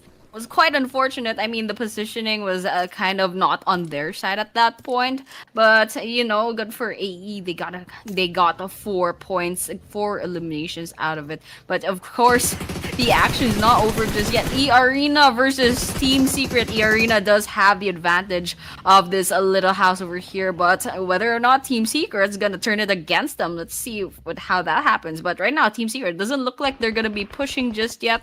I guess they can go ahead and get some information first, get some pickoffs before really moving about. But over here, Alter Ego Ares also has their own story to tell. It looks like he'll be dodging. Krypton will be dodging that grenade quite well, and I think they're gonna be going for the push, but unfortunately, this is a 1 versus 1 that Krypton will win, but Of course, he's gonna be going down after just a few seconds. That revenge kill coming in, and that's the end for Alter Ego Aries. And of course, Horror Esports off cam as well. Yeah, two teams falling in very close succession here, but it is far from over. RRQ gonna start rolling up as well, just moving south there of Chumacera. They're gonna be riding the ridge, looking for that next place to call home. Talon still occupying Chumacera, so they seem to be quite reluctant. They don't want to give up the position just yet, and it could actually pay off because there could still be quite a few teams transitioning into the zone from that overall positioning. BTR, though, off in the distance, approaching Team Secret. And then, of course, as we saw on the opposite end, is going to be E Arena. So if Team Secret is not too cautious, they could find themselves in quite the predicament. But look at the patience coming through here from Optimus as Federales now starts to approach, looking to open up the angles here. GK, though, getting hit, and this is where everything now could start to turn around. Bigatron by Vitality, definitely going to come in here looking to prove a point. Yeah. Bigatron by Vitality, they do have Team Secret on their crosshairs. And yes, that's a hit. That's a knock on J-Key by the hands of Arazi. But I think it's not over just yet. They spot two more players from Team Secret from a distance. They're trying to get those bullets, but it's not gonna be connecting. But in the end, J-Key from Team Secret does say goodbye for now. And so with that, BTR, I mean, they have a few points on their side, but otherwise, they're still in trouble. There's several other teams hovering about. Yeah, Yangon Galacticos is going to be one of those squads just over to the southern side, trying to decide whether or not they want to take any part in these engagements, or are they going to try and prioritize a little bit more of an advantageous angle. RRQ also spotting out of position. A quick play here. BTR just down the hill, so this is where La Par needs to be super cautious. Federales is going to be on the approach. Quick duck into the vehicle, looking to fortify that overall positioning here now for RRQ. But again, BTR, they were causing a bit of noise. They've also drawn in a bit of attention. It's going to be up to Yangon Galacticos to see whether or not they will choose to get involved here. And off in the distance, we can see the other part of BTR also holding steady. So a very bold approach coming through here from BTR, fighting on several fronts. Yeah, lots of choices to be made at this point, but of course, VD and DRX got their own engagement in this area. Big Mama taking lots of Big Mama damage, but in the end, they're holding on to a few more HP on their side. But on the other hand, we're looking at Champions Esports as well, having the high ground. There's some teams right below them, but over here, I'm scared for this mini map. There's about 2 or maybe 3 teams, and this is gonna be a 1 versus 1 between Big Papa and another player over here. I don't quite see it, but one has the high ground, one has the low ground, throwing those throw balls, and unfortunately, it's the high ground that will win. Big Papa holding on to life by a thread. Get that. I don't know if they got that kill, but yeah, definitely their team does get that kill, but it's not over just yet. There's another team hovering about from the distance, from above, and this time they don't have the high ground. Yeah, DRX now fighting also on all fronts. It is going to be Champions Esports just ahead of them. We did see that play coming through at the expense of Voin Donkey. Voin Donkey holding on with the solos. We can see up on the minimap there, just trying to dodge all the sprays heading up in their direction. Absolute laser focus, but that is going to be Vampire Esports also now poking and prodding into the side here of Talon as the pressure is on. Axel with a quick dip out of the vehicle. They spot an opportunity. Yoro is going to be down. Axel, Shield, and Reboy looking for their opportunity to try and bounce back. But Vampire, they are eager to push. They are eager to secure the points. They've been doing quite a bit of climbing here already, starting the match all the way up in 6th position. They've not found any success with eliminations, but this could be that opportunity. The Sivina just waiting patiently for an opportunity to present itself. Mueller, very active, looking for the angle here. Yeah, Vampire Esports, they have the golden opportunity over here. There's a lot of players within the mini map. But it looks like they'll be saying they will be seeing a knock on their side for now. But looks like Lazarus is trying their best though. They spot the player from a distance trying to get those shots in. But unfortunately, it's their team that will be seeing 2 knocks. And Champions Esports off cam, they do say goodbye. We're down to 12 teams and 40 players. And one by one, we're seeing things coming up on the kill feed. But right now, we're looking at Talon. Reboyaza up here in the open, getting shot at. Unfortunately, he'll be losing that 1 versus 1. And all the while, lots of different fights all over the map. And right now, we're just watching teams fall one by one. 36 players rather left. Talon Esports, they need to revive one of their players. One's already down in the ground. And there's only 2 left in this team in Talon who will be left to pretty much get as much points as possible before this game ends. Yeah, all hope is lost there for A1 Esports as well, as they will get sent onto the lobby. RRQ now going to be feeding the heat as Lazarus dials it up. Sem9 going to be following suit, as they will also be walking out of here with 3 points to their name. Mueller now still focusing quite aggressively onto RRQ, but both squads outside of zone, they need to find that reposition. They need to get themselves securely angled here, because stage 5 at blue zone is going to cause quite a bit of harm to the players.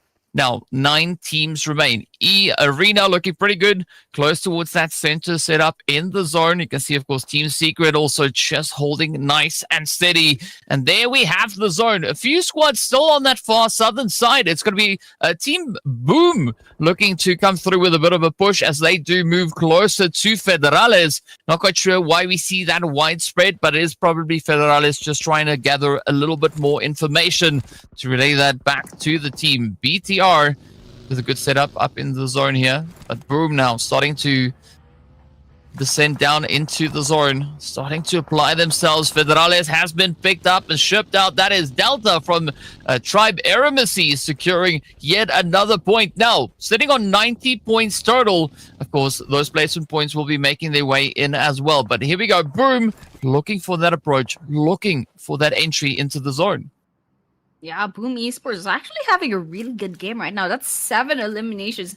I believe the highest so far in this map. And so with that, they still have a long way to go. They're still 11th place on the total, or the overall table. But still, it's a good start. We have a couple more maps to go in this grand finals. But yes, EST holding on strong to that #1 spot. And they're still alive in the game. They could just put a lot of points gap between them and Horror Esports going in second place. But of course, this game is not over just yet. Looks like everyone's kind of biding their time, waiting for someone to, make a mistake, get some pickoffs perhaps. But right now, if the circle is not gonna move, the players aren't gonna move either. It looks like it's a bit quiet in the kill feed, but everyone's just waiting for something to happen. Yeah, I could almost say these players are being a little bit stubborn, but, well, you can't really fault them for that. As you can see, RRQ now starting to choose violence here as they move on to Vampire, sending out a nice front line approach here. Nuga gonna try and get it done, but unfortunately getting caught with a nade in their hand, trying to ride the ridge, but that will not suffice, as of course we see that fight now getting concluded. RRQ will be the team out in 9th, and now this is where the zone goes absolutely crazy. Boom Esports getting absolutely demolished. 2 players already knocked down as they move against the side of Tribe Eremacy. Rig trying to just survive, ride it out. Not going to be allowed to do that, but they do find a beautiful hit getting saved by Young on Galacticos.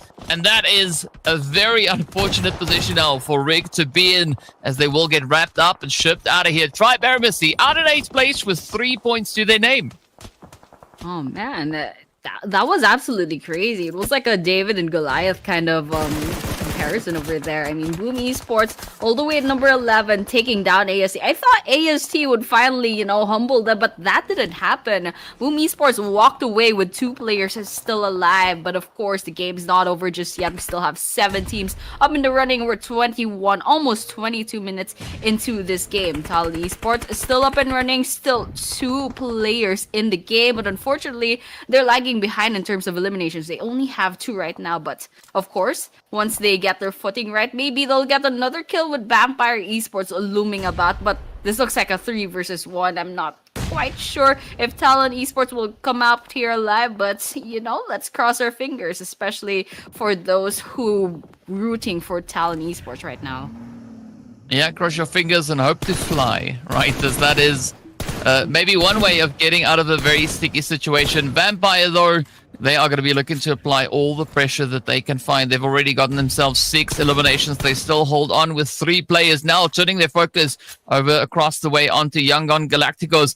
We were talking about Talon a few moments ago. I don't quite see Talon really surviving the position they find themselves in, because I think that animation to get them back up out of prone position is going to cause a little bit of a trouble for them.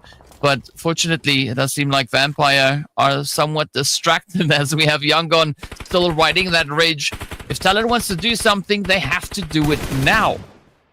Yeah, definitely. I mean, I didn't like the position that they were in, but Vampire Esports, they didn't push towards Talon. Instead, their eyes turned towards the other teams within their horizon, which is absolutely crazy. I mean, Talon got saved over there, but still, they need to get a move in because I don't like their position at all. Right here, Naxel has the opportunity to gun down Vampire Esports. Didn't quite get those bullets to connect, but this is a 1 versus 1 that we're all been waiting for. Naxel gets those bullets, gets that kill, and with that, that's a 3 kills on the side of Talon Esports. But unfortunately, Shields needs that revive, and with that, the last bullet, Talon Esports is eliminated off at a number 7 for this map, going in with Team Secret at number 6 as well.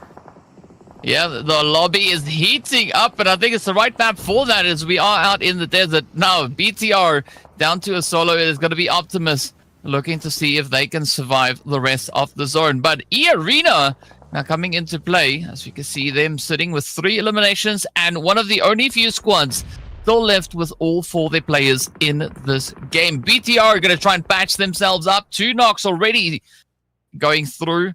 Razy could potentially be bleeding out right about now, but Yangon Galacticos still looking pretty confident over on towards that western side of the zone. Nice little bit of a plateau here for them to try and capitalize on. They do spot Yumi up ahead, and it is now going to be full send time as Yangon Galacticos start to mobilize. They start to move, and the utilities actually getting out, sent out in a response. That is going to be Yumi all the way from Boom Esports. Still responding quite aggressively already. 10 eliminations for the side here of Boom. Will they make it to the finish? It is now a nade down to see if they can pick him up. Yeah, actually really nervous for Yumi right now. Boom Esports doing quite well. 10 eliminations already, and just as I said it, Yumi says goodbye. But not without a fight. They went down as the 5th team in this map, but now we're going to be seeing the showdown between the last 4 teams standing. That's 11 players still up in the running, and it looks like E-Arena, they have their full roster. That goes the same with YG as well. Fortunately, Vampire Esports only has 2, and Bigatron by Vitality only has 1. Crosshairs out. EA has their potential kills in the bag. Grenades out. Let's see if they can get a knock on their side. They get a kill, actually, and with that, YG loses 1 player on their roster, but it's not over just yet. Let's see if EA has any more plans to bagging any more eliminations in this map. I mean, this is a great play coming through here for E-Arena, but if Yangon Galacticos wants to try and contest, if they want to regain their positioning on the standings, they will have to fight to the finish. 3 players is what they have to work with here, but E-Arena being an absolute menace, quite a controlling position that they have in the zone. As you can see, that 2-2 split now really being utilized to its full extent. BTR, they are going to be holding on with the solo. Not quite sure if Optimus is going to be able to shine in this one. But Vampires, I also like the high angle that they have. Master Spell is going to look to send it up. Instead is met with quite a bit of a spray down. Fortunately, still managing to hold on. Not a lot of damage getting connected on towards them. As you can see, Master Smile turning that spray around. Vampire losing their player. And now, Vampire holding on with 1. But Yangon Galacticos also not looking too confident now, as they only have 2 players left to make a difference. Ooh, Ooh, I like it. EA's doing so well, getting elimination after elimination. Unfortunately, YG is not looking really good at this point. BTR finally falls with that last player getting gunned down by Turney over here. And EA, all they have to do right now is hunt down the rest of the YG members. They're already licking their wounds. They're already down. One player needs that revive. And so E Arena, all they really have to do is kind of finish this game. But still, YG, maybe they can turn this around. Maybe we can see EA getting gunned down from this point. YG coming up at like a phoenix from their ashes. But that's something that we're gonna be finding out real soon. Romeo is just up in here in the elevations, probably gonna throw a grenade. Let's see if it's gonna connect, if it's gonna deal any damage towards EA. It's like they spotted him, they got that information, and they're gonna go in with the push. 3 versus 1, and with that, EA is our winner chicken dinner winner for match number 9. I mean, congratulations. They had a full roster coming in once the top 5 teams were towards the end of the game. And so, you know what? They had really good prospects and they did not mess it up. Congratulations once again. Yeah, E Arena showing that the numbers work out in their favor. Finishing strong with 3 players in that zone makes them quite a bit of a force to be reckoned with. But a well-deserved victory, of course, starting the match out with 60 points. They now get to add a lot more to that overall tally. So a big shout-out going out to them. Mormon, Tony K, 456. And then, of course, Joker. Strong representation there for the team. But I like the read that they had on the zone, right? A very confident way that they just kind of moved on through. They started their game all the way over to the far sides of Minas Generales and then rotating up to get their hands on that winner chicken dinner. But I got to say, though, Annie, looking at the zone, moving into those hills, it always results in very exciting PUBG action coming through. Yeah, definitely. I mean, we had our guesses, but E Arena, they pulled through and pretty much just proved us all wrong. But over here, we can see the MVP of match number 9 is actually Lazarus with 6 whole eliminations, 757 damage, and of course, survival time of 24 minutes and 42 seconds. And yeah, I mean, I saw Lazarus pop up in the kill feed one after the other. It's just no wonder that they came up as the MVP.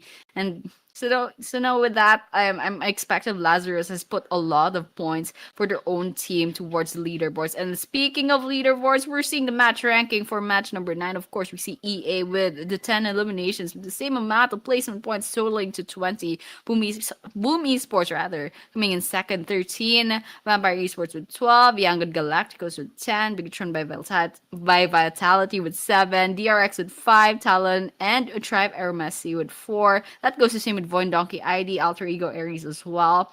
Sem9 champions, they both have 3. Team Secret, RQ Ryu, and Horror Esports gets 2. DR Gaming gets 1. And unfortunately, A1 Esports hasn't gotten points for this map. Yep, they get sent back with a bag of donuts. Thank you so much for contributing and partaking in this. But you got to give it up to E Arena, though. That 10-point winner chicken dinner is going to sit quite well with them. And of course, we need to see how all these points impact our overall standings as we move right in. E Arena climbing up 3 positions right up into second place. Young on Galacticos. Yep, they decided now is go time as they move up 2 slots. But the biggest move that we see on this page is going to be Boom Esports climbing 6 positions all the way up into 9th place. They are going to contest for the top 5. As we can see, looking at the points, there's still going to be a long, long way to go. But we still have 3 games, so there will still be quite a few opportunities for the teams to try and secure those much-needed points. Yeah, I mean, absolutely crazy for Boom Esports over there. That's 6 whole ranks going up. And so with that, this is the rest of the rankings. And of course, there's a lot of things to say, but And I just want to see Boom Esports. They really shined in that last game. They racked up a lot of points. And if they keep this consistency towards the rest of the map today, the rest of the maps rather for today, then maybe, just maybe, they'll actually contest towards maybe top 5, maybe even top 3. But of course, we saw towards the first map, the first page rather, we see AST, they did keep their number 1 ranking, but we saw some teams are climbing up. So, this is going to be exciting. This is a very volatile leaderboards, so lots of things can happen. And of course, these were today's matches. Miramar, Erangel, and Miramar. We're going to be moving on to Erangel once again for match number 10. Yeah, we have reached the halfway point of the final day. 3 more games remain to see who will be crowned the victors for the Asia Showdown Season 3. It's going to be a pretty hot and heated engagement. But I think moving into Erangel up next is going to be quite an exciting one, as the teams are going to be bringing in all the aggression that they can muster. And of course, to get that ready, we are going to be hopping into a quick break. So be sure to stay tuned, and we'll see you right back on the other side.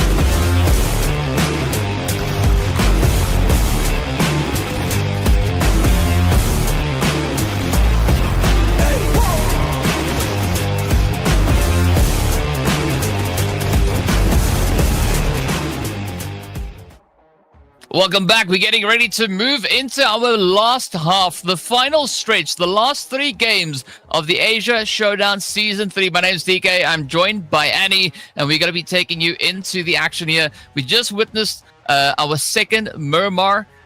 It is going to be that turning point. I'm expecting the teams really now to step up with the aggression moving into this last 3 games here, Annie. Yeah, definitely. I mean, you said it, last 3 games. So this is the last 3 chances for these teams to prove themselves on the leaderboards. And with that, actually, I just saw like the previous games, there's a different winner, chicken dinner winner for each map. So this is going to be really volatile. This is going to be a lot of surprises in the next 3 games. So I'm really excited to see who will suddenly prove themselves worthy and who will fall off in this next Erangel map. So with that, we've seen these teams in Erangel before. We've seen how they played. So whether or not they're going to be learning from their mistakes or will they be making the same mistakes next, we're going to be finding out later on. Yeah, there's only one way to know is we'll have to see what that what that flight path and zone brings, and of course where these teams get to go. Now the last zone we have, the last match that we had over on Erangel, of course, went to that western side of Gatka, out in the middle of nowhere. So I want to see where the teams will have to move towards this time around. Are we going to get a position maybe a little bit more towards the north? Is it going to go up into Yaznaya Polyana? Could we maybe have a military island finish? I don't know. Yeah, I mean, that's going to be pretty crazy, especially if it goes down to the military base. I mean, all those chaos and the 2 bridges going there in the middle of the game. That's going to be pretty exciting. But of course, we don't know where that circle is going to go. So we're just going to be, watching how this game is going to play out. And of course, we're probably going to start it really soon. But right now, I don't really have any solid guesses. But I'm really liking E-Arena's in performance right now, and of course ASC as well. They're doing quite consistently, relatively, and of course Boom Esports. I'm really hoping to see the same kind of performance later on, but that's gonna be something we're gonna be seeing later on.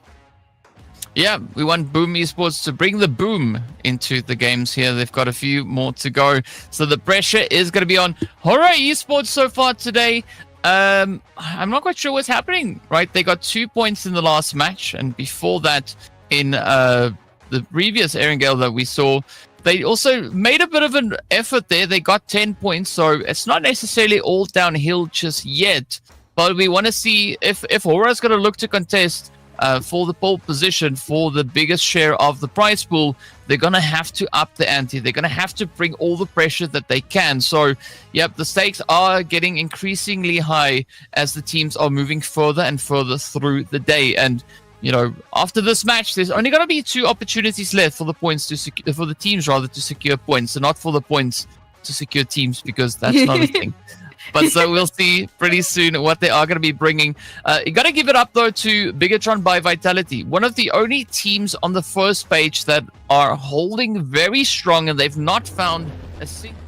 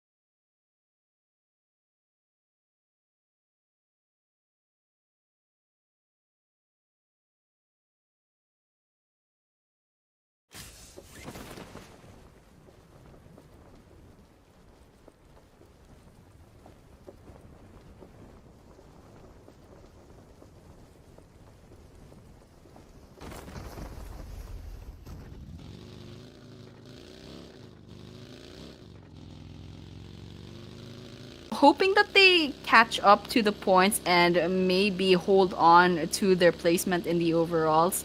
But of course, there's a lot of teams that are shining all of a sudden towards this second day of the grand final. So you know what? Let's just see what's going to happen.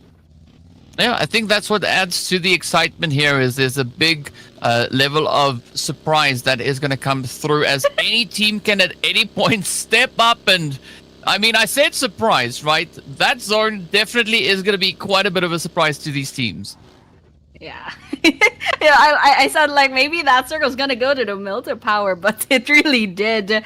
And this is gonna be interesting because there's a whole handful of teams that landed just outside of that circle, and a lot of teams that are still going on towards the western side. I mean, just get those vehicles, not gonna be a problem, but of course those teams that landed within the circle, they're definitely gonna have just a little bit more advantage. And we're seeing still 68 players on the ground and 17 teams, so I think it's a bit of a quiet and a quiet start to this game. Not much early engagements. We can see Alter Ego Ares, they're already in their vehicles looking for a better place to kind of land about, but they spot another team already, and they have some guns, so there's potentially maybe an engagement's gonna happen, maybe some eliminations, but for now it doesn't seem to be that way. Yeah, a little bit of a potential hot drop that we saw coming through between Alter Ego and the players then from Tribe Eremacy. Eremacy, though, they got to look to move onto the high ground, potentially, of Shelter and the surrounding area. We do also have A1 in the same position here, so 3 teams, potentially maybe even 4 teams, could be looking to vie for some of the loot that we have available. And I think that's what makes the looting phase so interesting, is if a team comes in with a good drop, a good angle, they could definitely get the jump on the competition. Speaking about jumps, Champion Esports and Vampire finding themselves in a bit of a standoff. Ooh. I mean, they're both just kind of hiding out right now. None of them want to make the first move at this rate. And so with that, I mean, it's a smart move. You don't know what kind of, like, equipment the other team has. You don't know if you stand a chance to go against them. And so with these two teams, they're kind of just waiting it out, seeing if they could get a pick off from waiting about. But once again, just in this raid, it looks like Vampire Esports actually gets the first shot, gets that first elimination as well. Once again, Lazarus, the previous MVP, gets the first blood for this map. Well, Lazarus starting us off, getting this party underway. We can see a little bit of damage spread across the teams here. BTR also having a little bit of that health being removed from them. But this was that first conversion. Now, Alter Ego. Ooh, they've caught scent of A1. It is going to be Deathstorm now, just trying to get the heck out of Dodge, but that scent is just there. Alter Ego could really look to wrap this one up and add their first point on the board for this game. The shot is now coming into play. Rosemary getting hit mid-air. A lot of jumping all over the place. Alva needs to step it up, because so far, it does seem like A1 is going to clean it up. It is going to be Moana holding steady here. Deathstorm still doing an absolute amazing job now. Alva, will you be able to save the day, though? Oh my gosh, this made me really nervous, because these two teams are just picking off one of the other. We're seeing trades of eliminations. And with that, Alter Ego Ares actually says goodbye for now. Well, there we go. A very abrupt end to the play here for Alter Ego. So I think it is safe to say that they might maybe manage somehow to hold on to 5th place, unless Vampire Esports decides that they have other intentions. Based on what we've seen so far, that could maybe be the play here. But Tribe Eremacy, they have a golden opportunity here to sneak in a few cheeky elims. As you can see, 3 players from A1 position down below. That's, of course, all that's left of A1. So Sinister could be the next one to get sent away. And unfortunately, A1 just came out of another engagement. This is unfair. Tribe Eremacy is like fresh off of looting, and A1 still licking their wounds. They're inside of this warehouse. They have 1 player knocked down and 1 already down on the ground. And with that, they're getting bombarded by throwables. Not looking good for A1, but still, perhaps they can turn this around. But then again, they're going against ASC, our number 1 team right now. So let's see how this plays off. So far, they're surviving. So far, they already have 4 eliminations on their side. They have a good start to this map. But the question is, Will they be seeing the end of this map after ASC's done with them? Let's see. Well, let's see if there's maybe some hope left here for A1.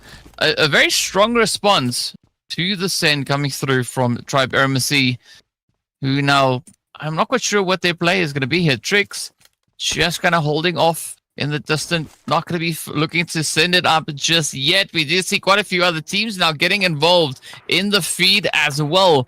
Everybody's starting to come to the party. Say Cloud is going to be the next one to find a beautiful bit of a spray.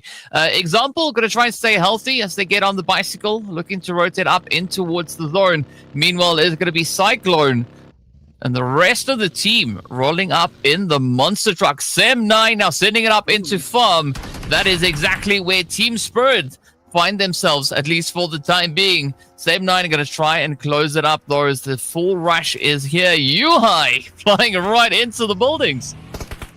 Yeah, I like this already. This is going to be a potential whole squad wipeout. This is Sem9 versus TS, so... You know what? Let's see what happens. It looks like Sem9 Yumeko is kind of circling about, but Yuhai over here goes in to the Dragon's Den. Will he come out alive? That's the question. TS, however, Team Secret, they're positioning themselves, but they're not quite pushing just yet. They're not going on the aggressive. Sem9, we saw one on the red. Yumeko gets one, however, but that's just a knock, not a complete elimination. Liven, however, we're seeing a road chase.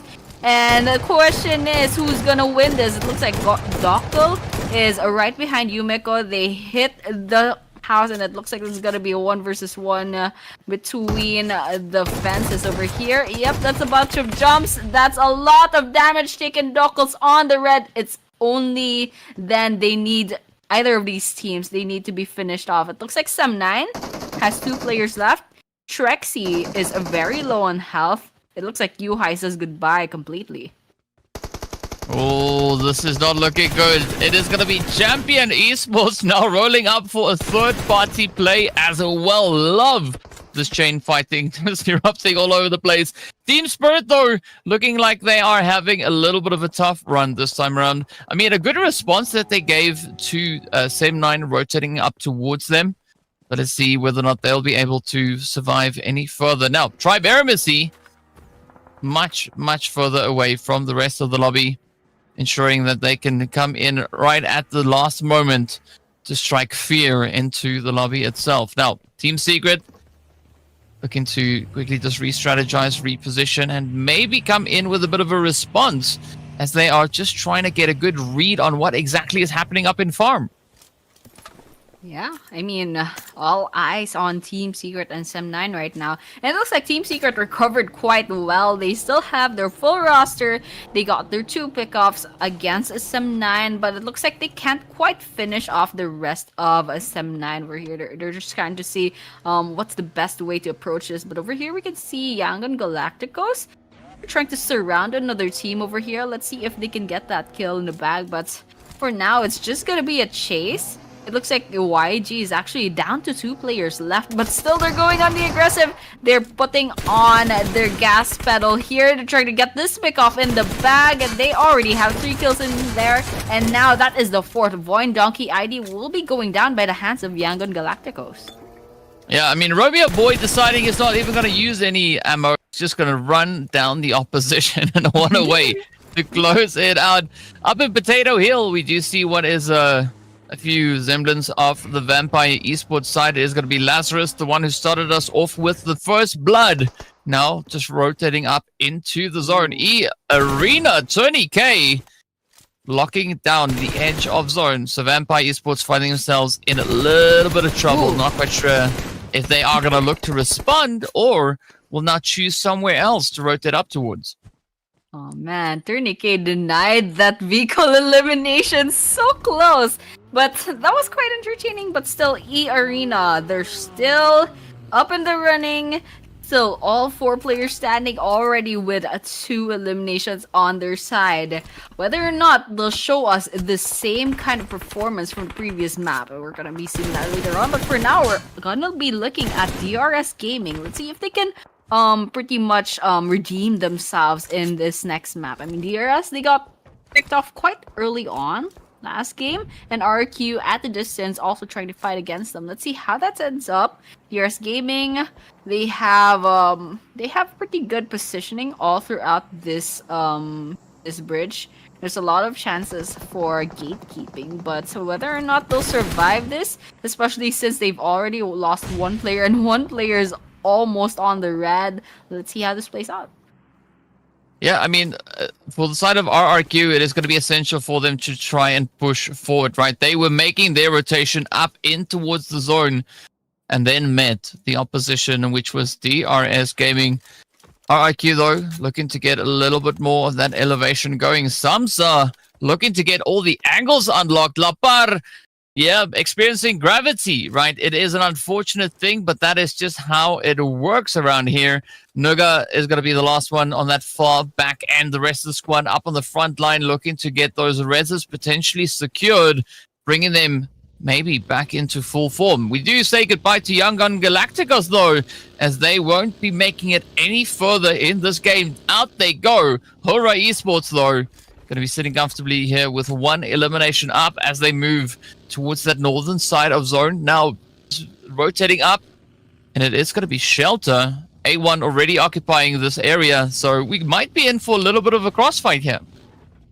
Yeah, and I know Hora is gonna be trying to redeem themselves, trying to reclaim that number 2 spot that they held in the previous game, in the previous games. And so with that, they're gonna be seeing another team over here. They're gonna be seeing a potential fight that they're gonna be taking. Whether or not they'll be getting some eliminations from this engagement, we'll be having to see. But right now, it's No Fear that's gonna be just turning around in their vehicle, but unfortunately not getting any bullets just yet. For now, we have one elimination and another squad hovering about. Potential eliminations on their side, but unfortunately, we're not seeing any knocks just yet. Yeah, so far A1 holding up pretty good with their defense.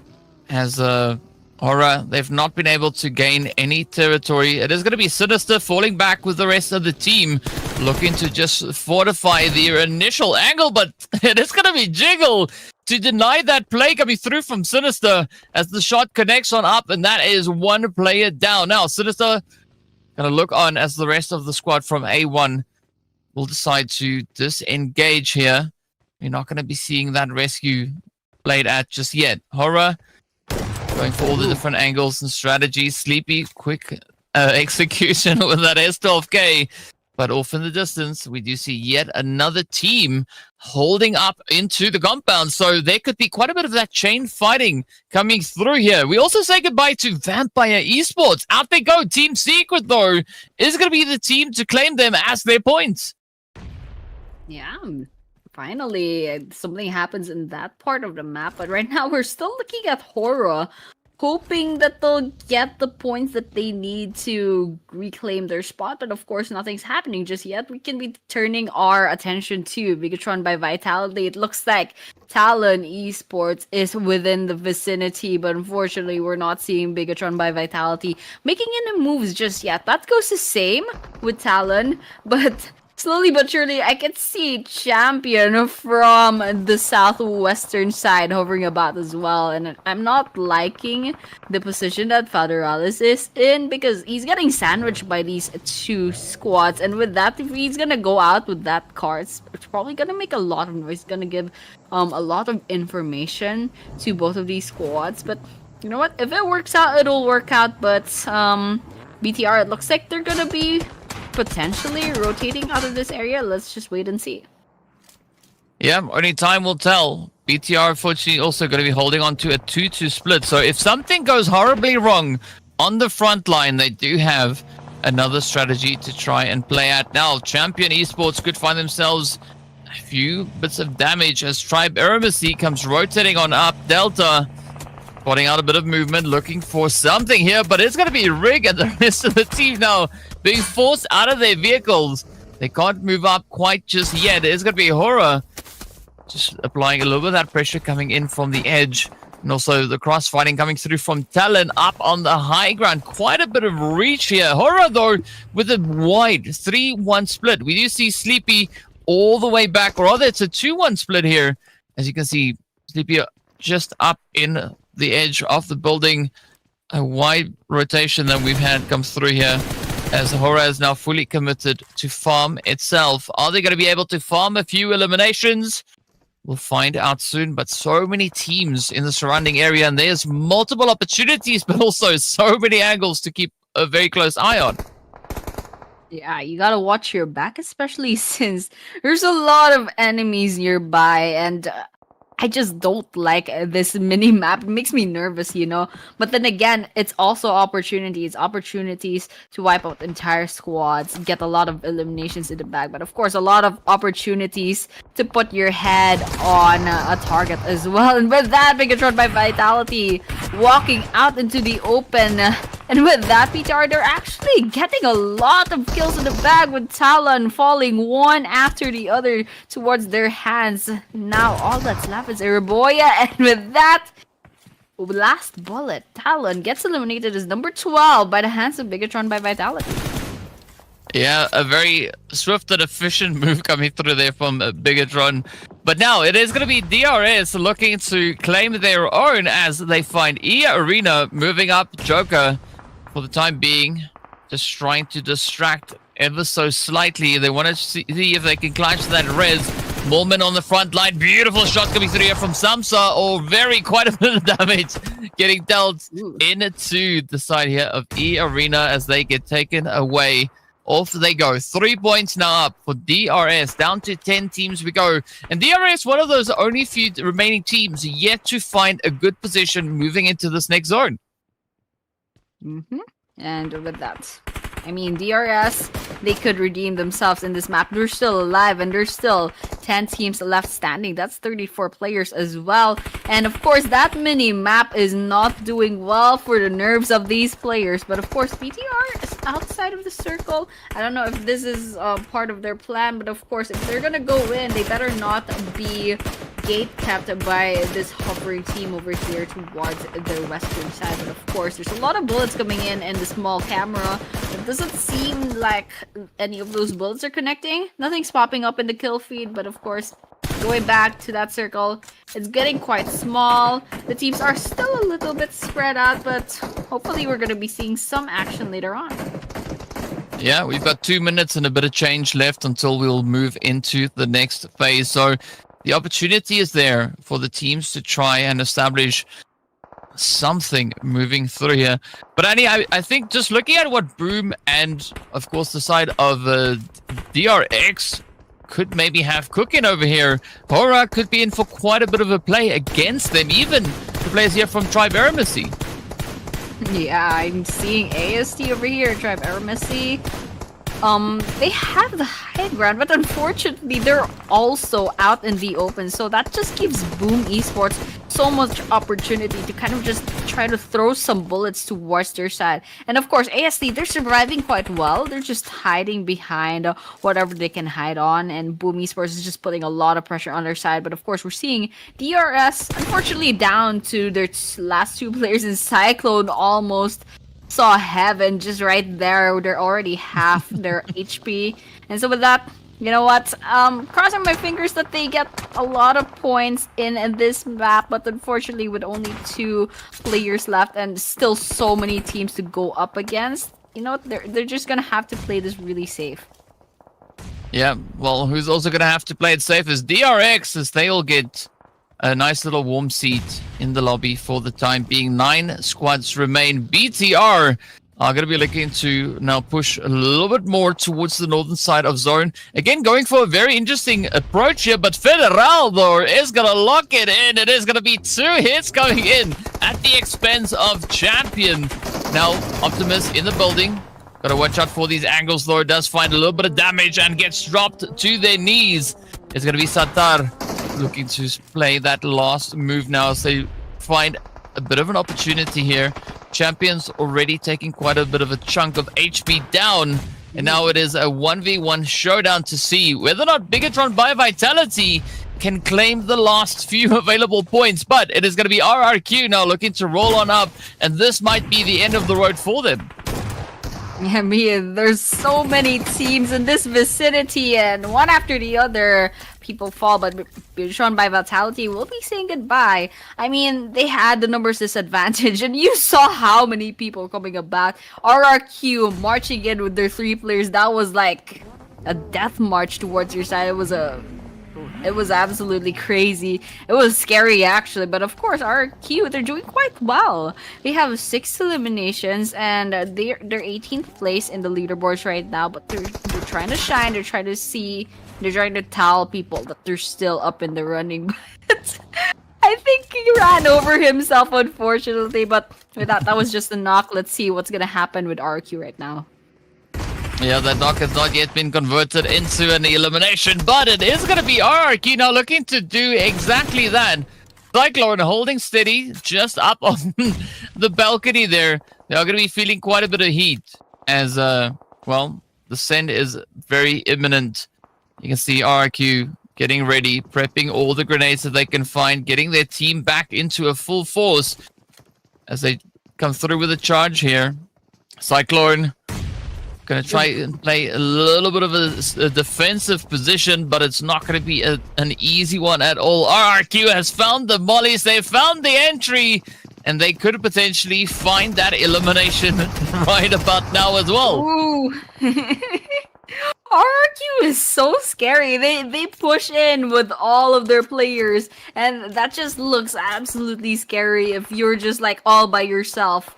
And I mean, it worked out for them because they're racking up a lot of eliminations on this map. And with that, you know what? Unfortunately, they didn't get this kind of break in the previous maps. And now they only have 2 chances after this. But of course, as I was speaking, A1 Esports does get eliminated off. And we're down to our last 5 teams. That will be AST, Boom, RRQ, Hora, and TS. And so with that, lots of these teams still have a lot of players, either a 3 or a 4-man team. So this is going to be really interesting. Well, Broom getting absolutely ripped apart as they try to rotate up. They still have 0 left looking to hold on for the time being. And it's looking pretty grim, at least on the side of Broom here. As you can see, 0 just sitting in the warehouse, wondering what on earth just happened to the rest of their squad. Meanwhile, it's going to be Hora Esports looking very confident. Yes, they only have 2 eliminations to their name, but they came into this match sitting quite comfortably with a decent chunk of points already secured. Now, looking to add placement points to the overall tally. No Fear finding a beautiful spray onto GK, and this is that conversion coming through now. Hora locking it up, lighting up spray after spray, hitting in onto the points. Boom Esports getting eliminated as they will not be holding on any longer. Sleepy, all side here from Hora, yet to find some eliminations. But this could now be a very aggressive shift coming through from the zone. Jiggle, though, getting picked up as Delta spots them out in the open. Ooh, it's quite a mess in these last few minutes. I mean, there's a lot of things that you should be worried about. There's so many teams on all sides. And so with that, RRQ is gonna be targeting AST right now, but they're gonna come in with the same kind of push as they always did. All 4 players storming in, one after the other. Actually, it's quite that's crazy. That was actually effective. RRQ stormed it. All 4 players, no plan, just guns blazing. They actually took down AST. That was doing quite well.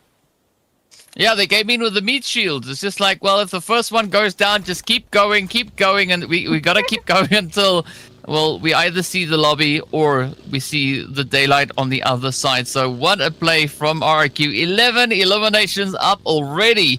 Now, there's only 2 teams standing between them and a potential winner chicken dinner. It is going to be Team Secret holding up with a 3-piece, and then, of course, the duo coming through here from Hora. But RRQ, they have the numbers advantage. Now, they just got to play a beautiful game to close it out. Yeah, absolutely. I think they have a chance over here, especially since they have the numbers advantage. We're looking at Hora with only 2 players left. Team Secret with 3, and one of their players just lost a huge chunk of their health. It's actually quite amusing watching RRQ. I mean, their play style, it's not safe at all. I mean, it's absolutely crazy. But TS, they threw a grenade over here. It looks like There's one player from RQ who's gonna be getting knocked down. But unfortunately for TS, I believe they're all by themselves. There's the two players. They're still gonna be rotating into the area, but RQ's already putting a lot of pressure on their side with their throwables. But Team Secret coming to the rescue with their vehicles. Whether or not RQ's gonna be taking them down, they're using the same tactic as usual, just storming in, guns blazing, no plan whatsoever. I love it so much. But Team Secret, will they hold their guard against RQ? That's the question right now. I think that it's safe to say that the approach here from RRQ is all or nothing, as they do find quite a bit of damage now onto Team Secret. The utility is also going to be flying back and forth. Ooh. Oh, this could be 13 eliminations coming through now for RRQ. They still need to find that last little smidgen of health left on the side here for Dockel. Let's see. Yep, the mating is there, patching up that HP bar. Ooh, beautiful off angle though coming through as RRQ looks to take action.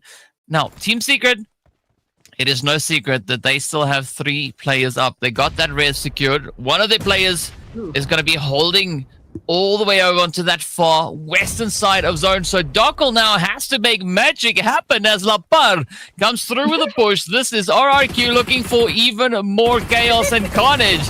They do find one. Will they find 2? They do. That is 1 player left for Team Secret. Lil Ben left in the compound.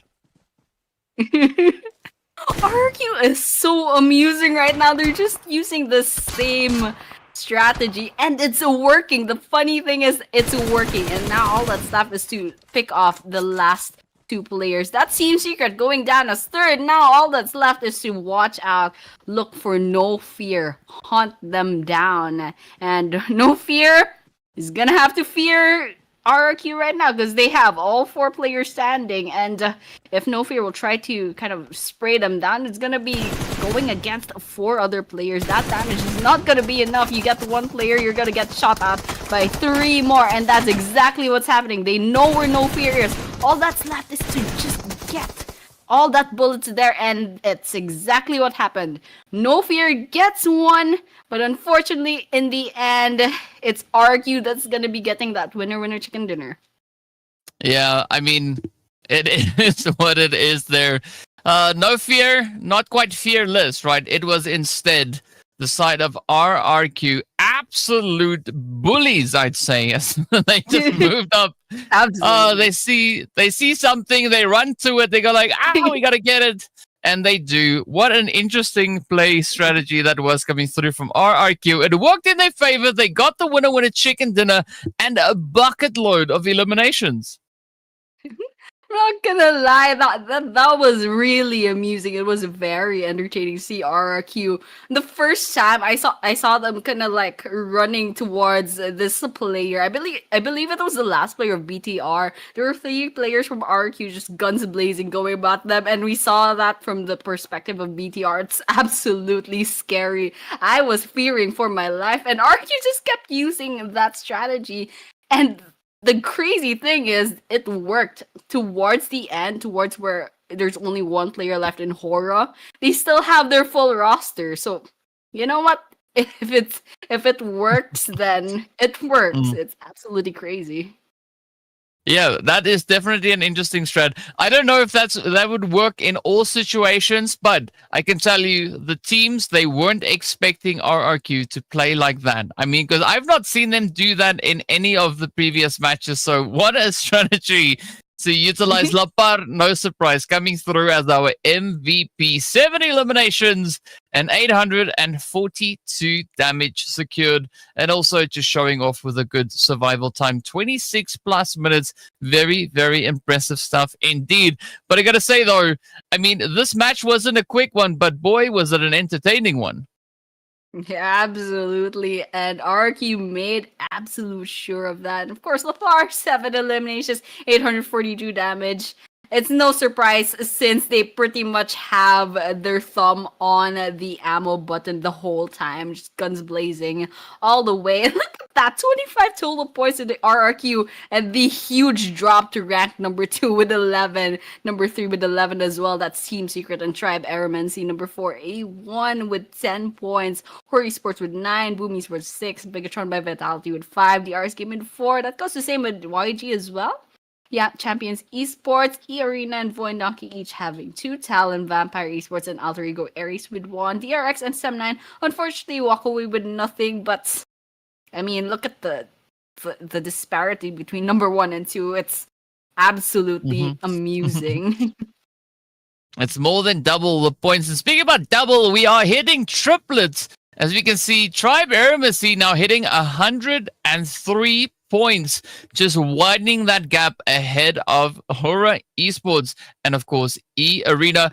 Interesting to see both teams occupying 82 points apiece, and, of course, then 81 going down to the side of Bigatron by Vitality. So it just shows you the competition is increasing, right? We've got 3 teams essentially sharing that second place position. And Bigatron by Vitality, if they want to compete against E-Arena and Horror Esports, they need that winner-winner chicken dinner because the eliminations are essentially exactly the same.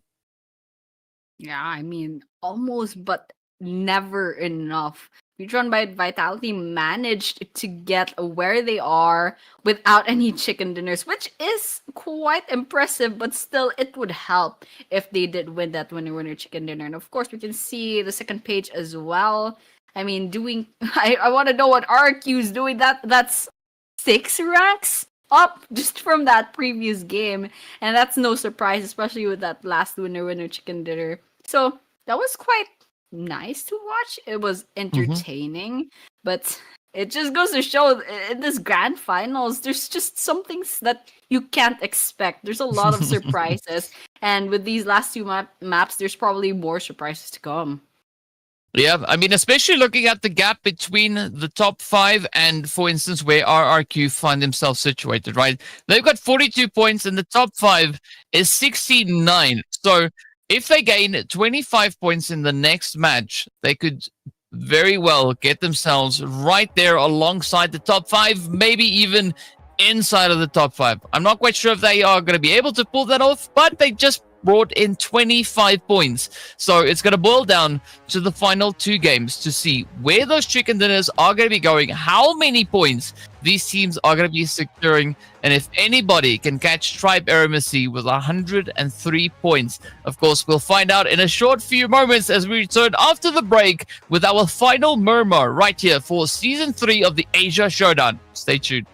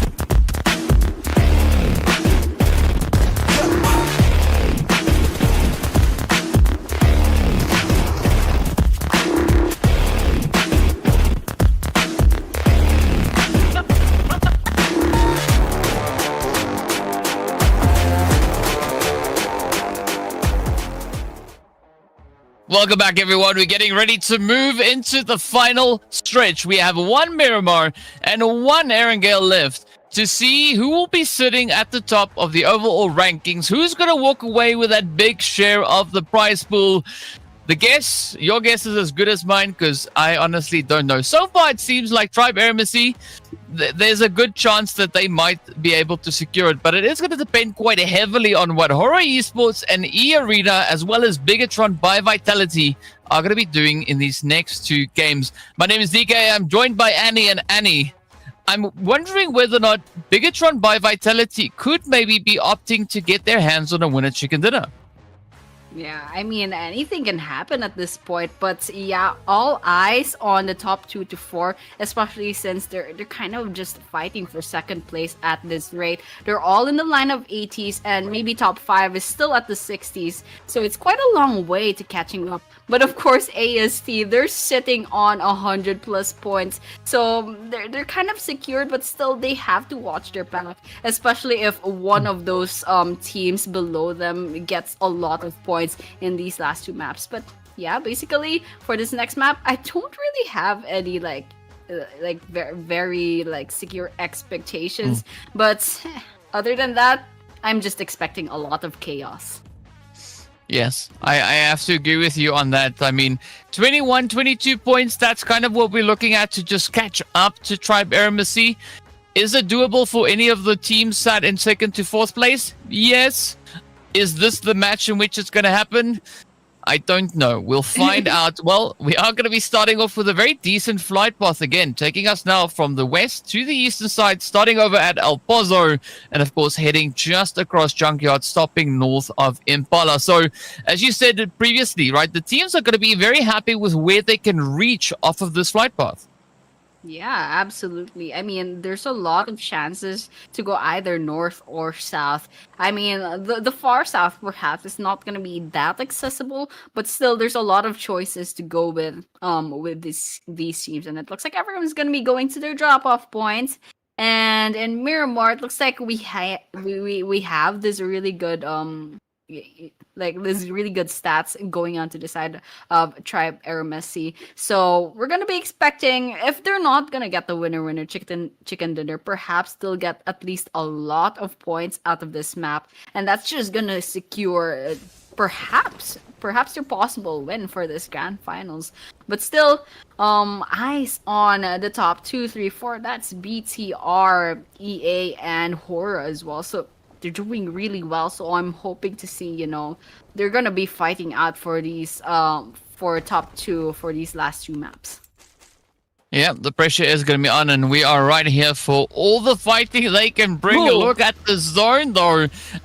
Yeah, we are looking at a whole bunch of surprises coming through across the board. I mean, the last map, the zone went into a very interesting position. This time around, we are looking at a northeastern zone. Cruz del Valle is going to be smack dab center. I mean, how often do we see this happen?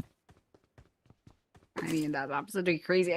I don't if I landed towards the southwestern part of the map and I saw that circle, I'd be like, oh gee, oh my gosh, and we're gonna be going a lot of rotations.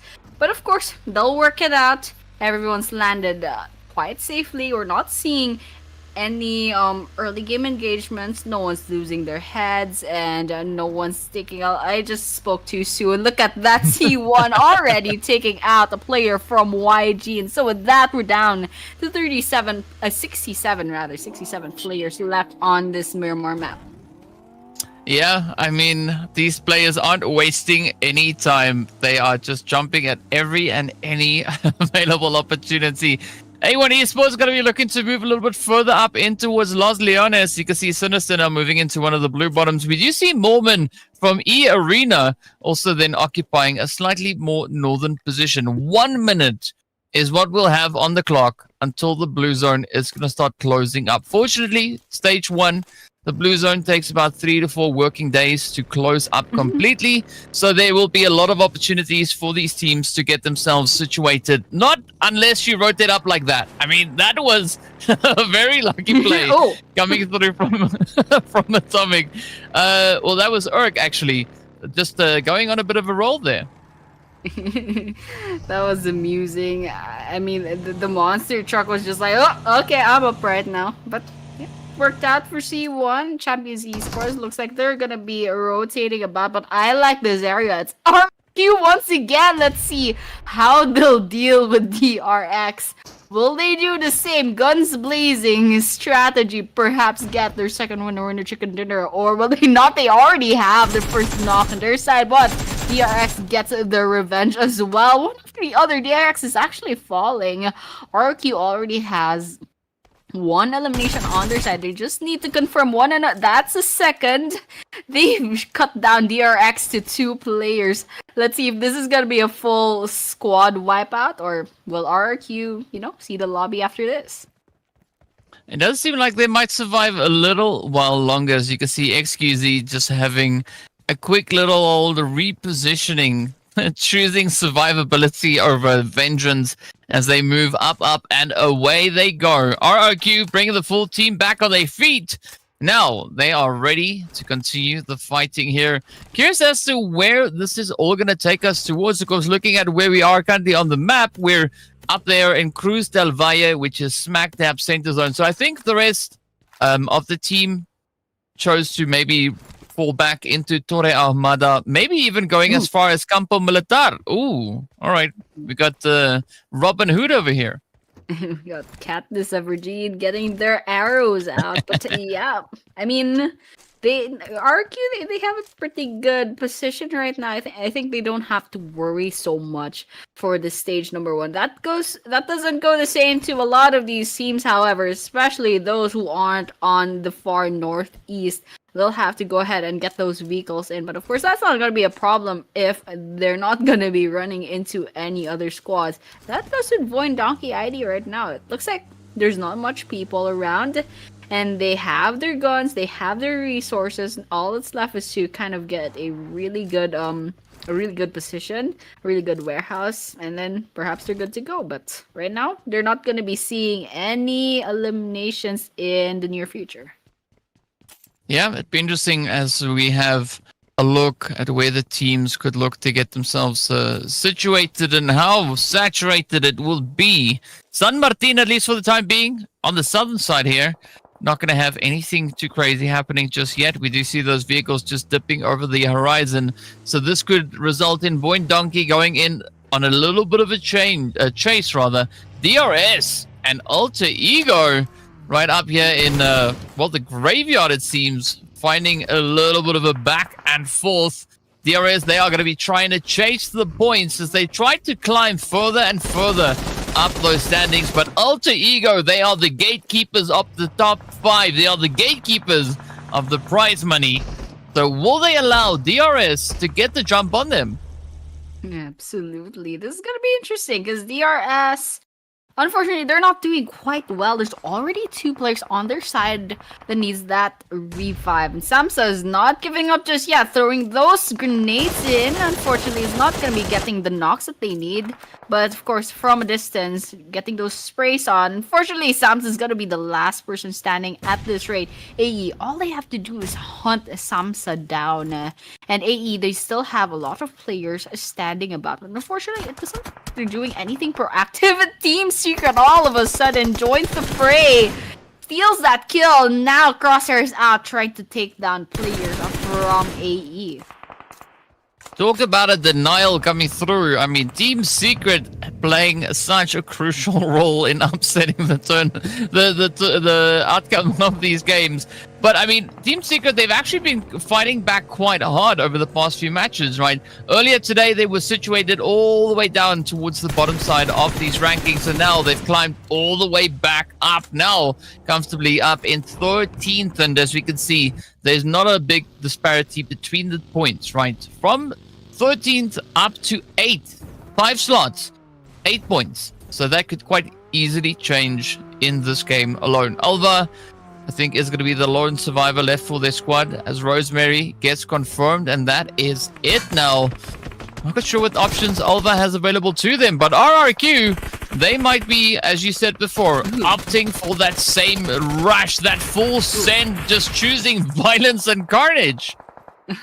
something works though. Alter Ego Ares finally gets wiped out from their last player with RRQ's Nuga just spraying them about, actually getting that kill. But unfortunately, Team Secret, they spotted RRQ. They got a few bullets in, but it's not enough to knock down the players of RRQ. La Power just kind of slipped over there. That was pretty funny, but yeah, it looks like RRQ's, they're gonna be preparing for the siege against a Team Secret. But right now, I don't think they have enough information to go ahead and get that strategy and, you know, guns blazing and everything. It looks like they'll be waiting their time until they find a good opportunity to get those kills. Yeah, sometimes a little bit of waiting can go a very, very long way. We see quite a few teams capitalize on that opportunity, moving themselves into position and then choosing the opportune moment to strike. Speaking about striking, RRQ will get one of their players struck out of here as BTR moves in, seizing a quick cheeky spray down, or run down rather. BTR now getting a little bit of that response here from RRQ. But I feel it's a little bit too late, right? The damage has been done. They can't bring their teammate back into the fight, so they're going to have to make do with 3 players up. Nuga, though, on the front line, going to be keeping a little bit of overwatch, ensuring that there's no surprise maybe coming through from BTR. Tribe Eremacy, though, they could find Horror right here alongside them over on the western side. Tribe Eremacy is going to be joining the fray. Still 0 eliminations and all 4 players standing, and there's a lot of noise coming about in their surroundings. So, you know, it's gonna be like a potential engagement sometime soon. It looks like Team Secret is gonna be going away from that area, and they're just gonna be trying to see if they can find any other engagements, any other potential kills in this area. But it looks like there are only 2. Maybe this is perhaps a split push. Not sure if the map says so. But yeah, E Arena is also within the vicinity. Potentially a Team Secret versus EA in the near future. But right now, it looks like Joker will be getting that first knock against their side. Ooh, Dockel getting run over as 456 comes in swiftly with that vehicle approach. Now, DRX, yeah, they're going to get absolutely bullied again as the push is there. You can see Big Mama and XQZ just trying to survive, looking for some way out of this. But E Arena, they are now focusing on one thing and one thing only. That is to secure the points, secure the compound, and plant their flag right on it. RIQ, though, might look to upset this whole situation. Yep. Oh my gosh. Turney K goes on the red. It's actually 2 players on the side of E Arena that got knocked down. 456 did get revived. Turney K, however, a little bit nervous on their side, but of course not gonna stop the rest of the players of E Arena from storming the building. They know they have the numbers advantage, but unfortunately it's not working well against them. In order to get 1 player down from the side of DRX, they unfortunately got knocked down twice. And so with that, looks like Turney K will be saying goodbye. Mormon still alive. Unfortunately, the last 2 players are just steamed up at this point. RQ joins the picture. Guns blazing. Gets EA one after the other. Look at the number of eliminations RQ has right now. 7. Whatever they're doing, it's effective, it's amusing, it's entertaining, but it's effective. So the last laugh goes to RRQ. Yeah, well, already 7 eliminations, and with 12 minutes in, things are really heating up now, as it is going to be XQZ trying to just fend off any potential advances. The Molly is now going to be doing their thing as Nuga gets lit up by, I think, maybe their own Molly. Let's hope that wasn't the case here. But XQZ just holding on. Here comes the send. Oh, the footsteps are there. The damage lord getting sent up. Nuga now in the danger zone. And oh, back in the lobby they go. No, I was rooting for that. That was really entertaining. But fortunately, it just wasn't working out for RRQ. They couldn't use the guns blazing strategy at this point, especially since there was 2 floors. It wasn't the open field, and there's a lot of grenades, mollies coming about, and it just didn't work out in their favor. But DRX, they're down to 1 player, and that's thanks to partially RRQ as well. And so with that, we're gonna be turning our attention to the rest of the squads. I mean, we're looking at Vampire Esports right now. Looks like they have one player that disconnected or eliminated, and one that needs a revive. So with that, they're not doing quite well, and they still had 0 eliminations for this game. But for everyone else, it looks like Void Donkey ID is nearby another squad. So let's see if they'll get any eliminations out of this. Yeah, we do see Yoru and the rest of talent just holding on the side there. You got to give it up to RRQ though, right? Nice try. That showing of aggression did award them 7 eliminations, Annie. So it's not all lost, right? At least it did put a few smiles on our faces as well. So respect going out to them. But let's see what Void Donkey is going to do. Currently occupying 18th position. They've got 30 total points to their name with that 1 elimination. Are they going to be able to find more? Or are they going to go out and just try and be a little bit of trouble for the rest of the teams? I hope that they opt for the trouble route, because it would be also quite exciting to see what they can do. But we'll find out what is going to be the play of the day here from their side. Speaking of trouble, I just peeked at the leaderboards. Arky's all the way up to 8th place. And I remember 2 games ago, they were actually 18th place, I think. They were like dead last on their leaderboard. It's just insane. So, you know what? That was pretty funny. That was entertaining. But right now, unfortunately, they're going to be saying goodbye. And so that we're just going to have to watch the rest of these teams. And everyone's kind of playing properly right now. It's Talon versus Void Donkey. Looks like none of them are kind of like overstepping at this point. They're just trying to see if they can get a really good angle to get some bullets in. But unfortunately for these both teams, they're not finding the angle that they need. Almost got ran over there, but it worked out. So let's see what's gonna happen. Yeah, I mean, RRQ jumped 10 slots in just the past 2 games, right? If they can maintain that 8th position that we see them in right now with the 7 eliminations, right? 10 slots, 2 games. 2 games ago, they were in 18th, as you've said. They jumped up into 12th place. Now with the 7, it's moved them up into 8th place. But it's going to be pending all the other teams behind them and what those performances will be. But yeah, I guess if you choose to just come in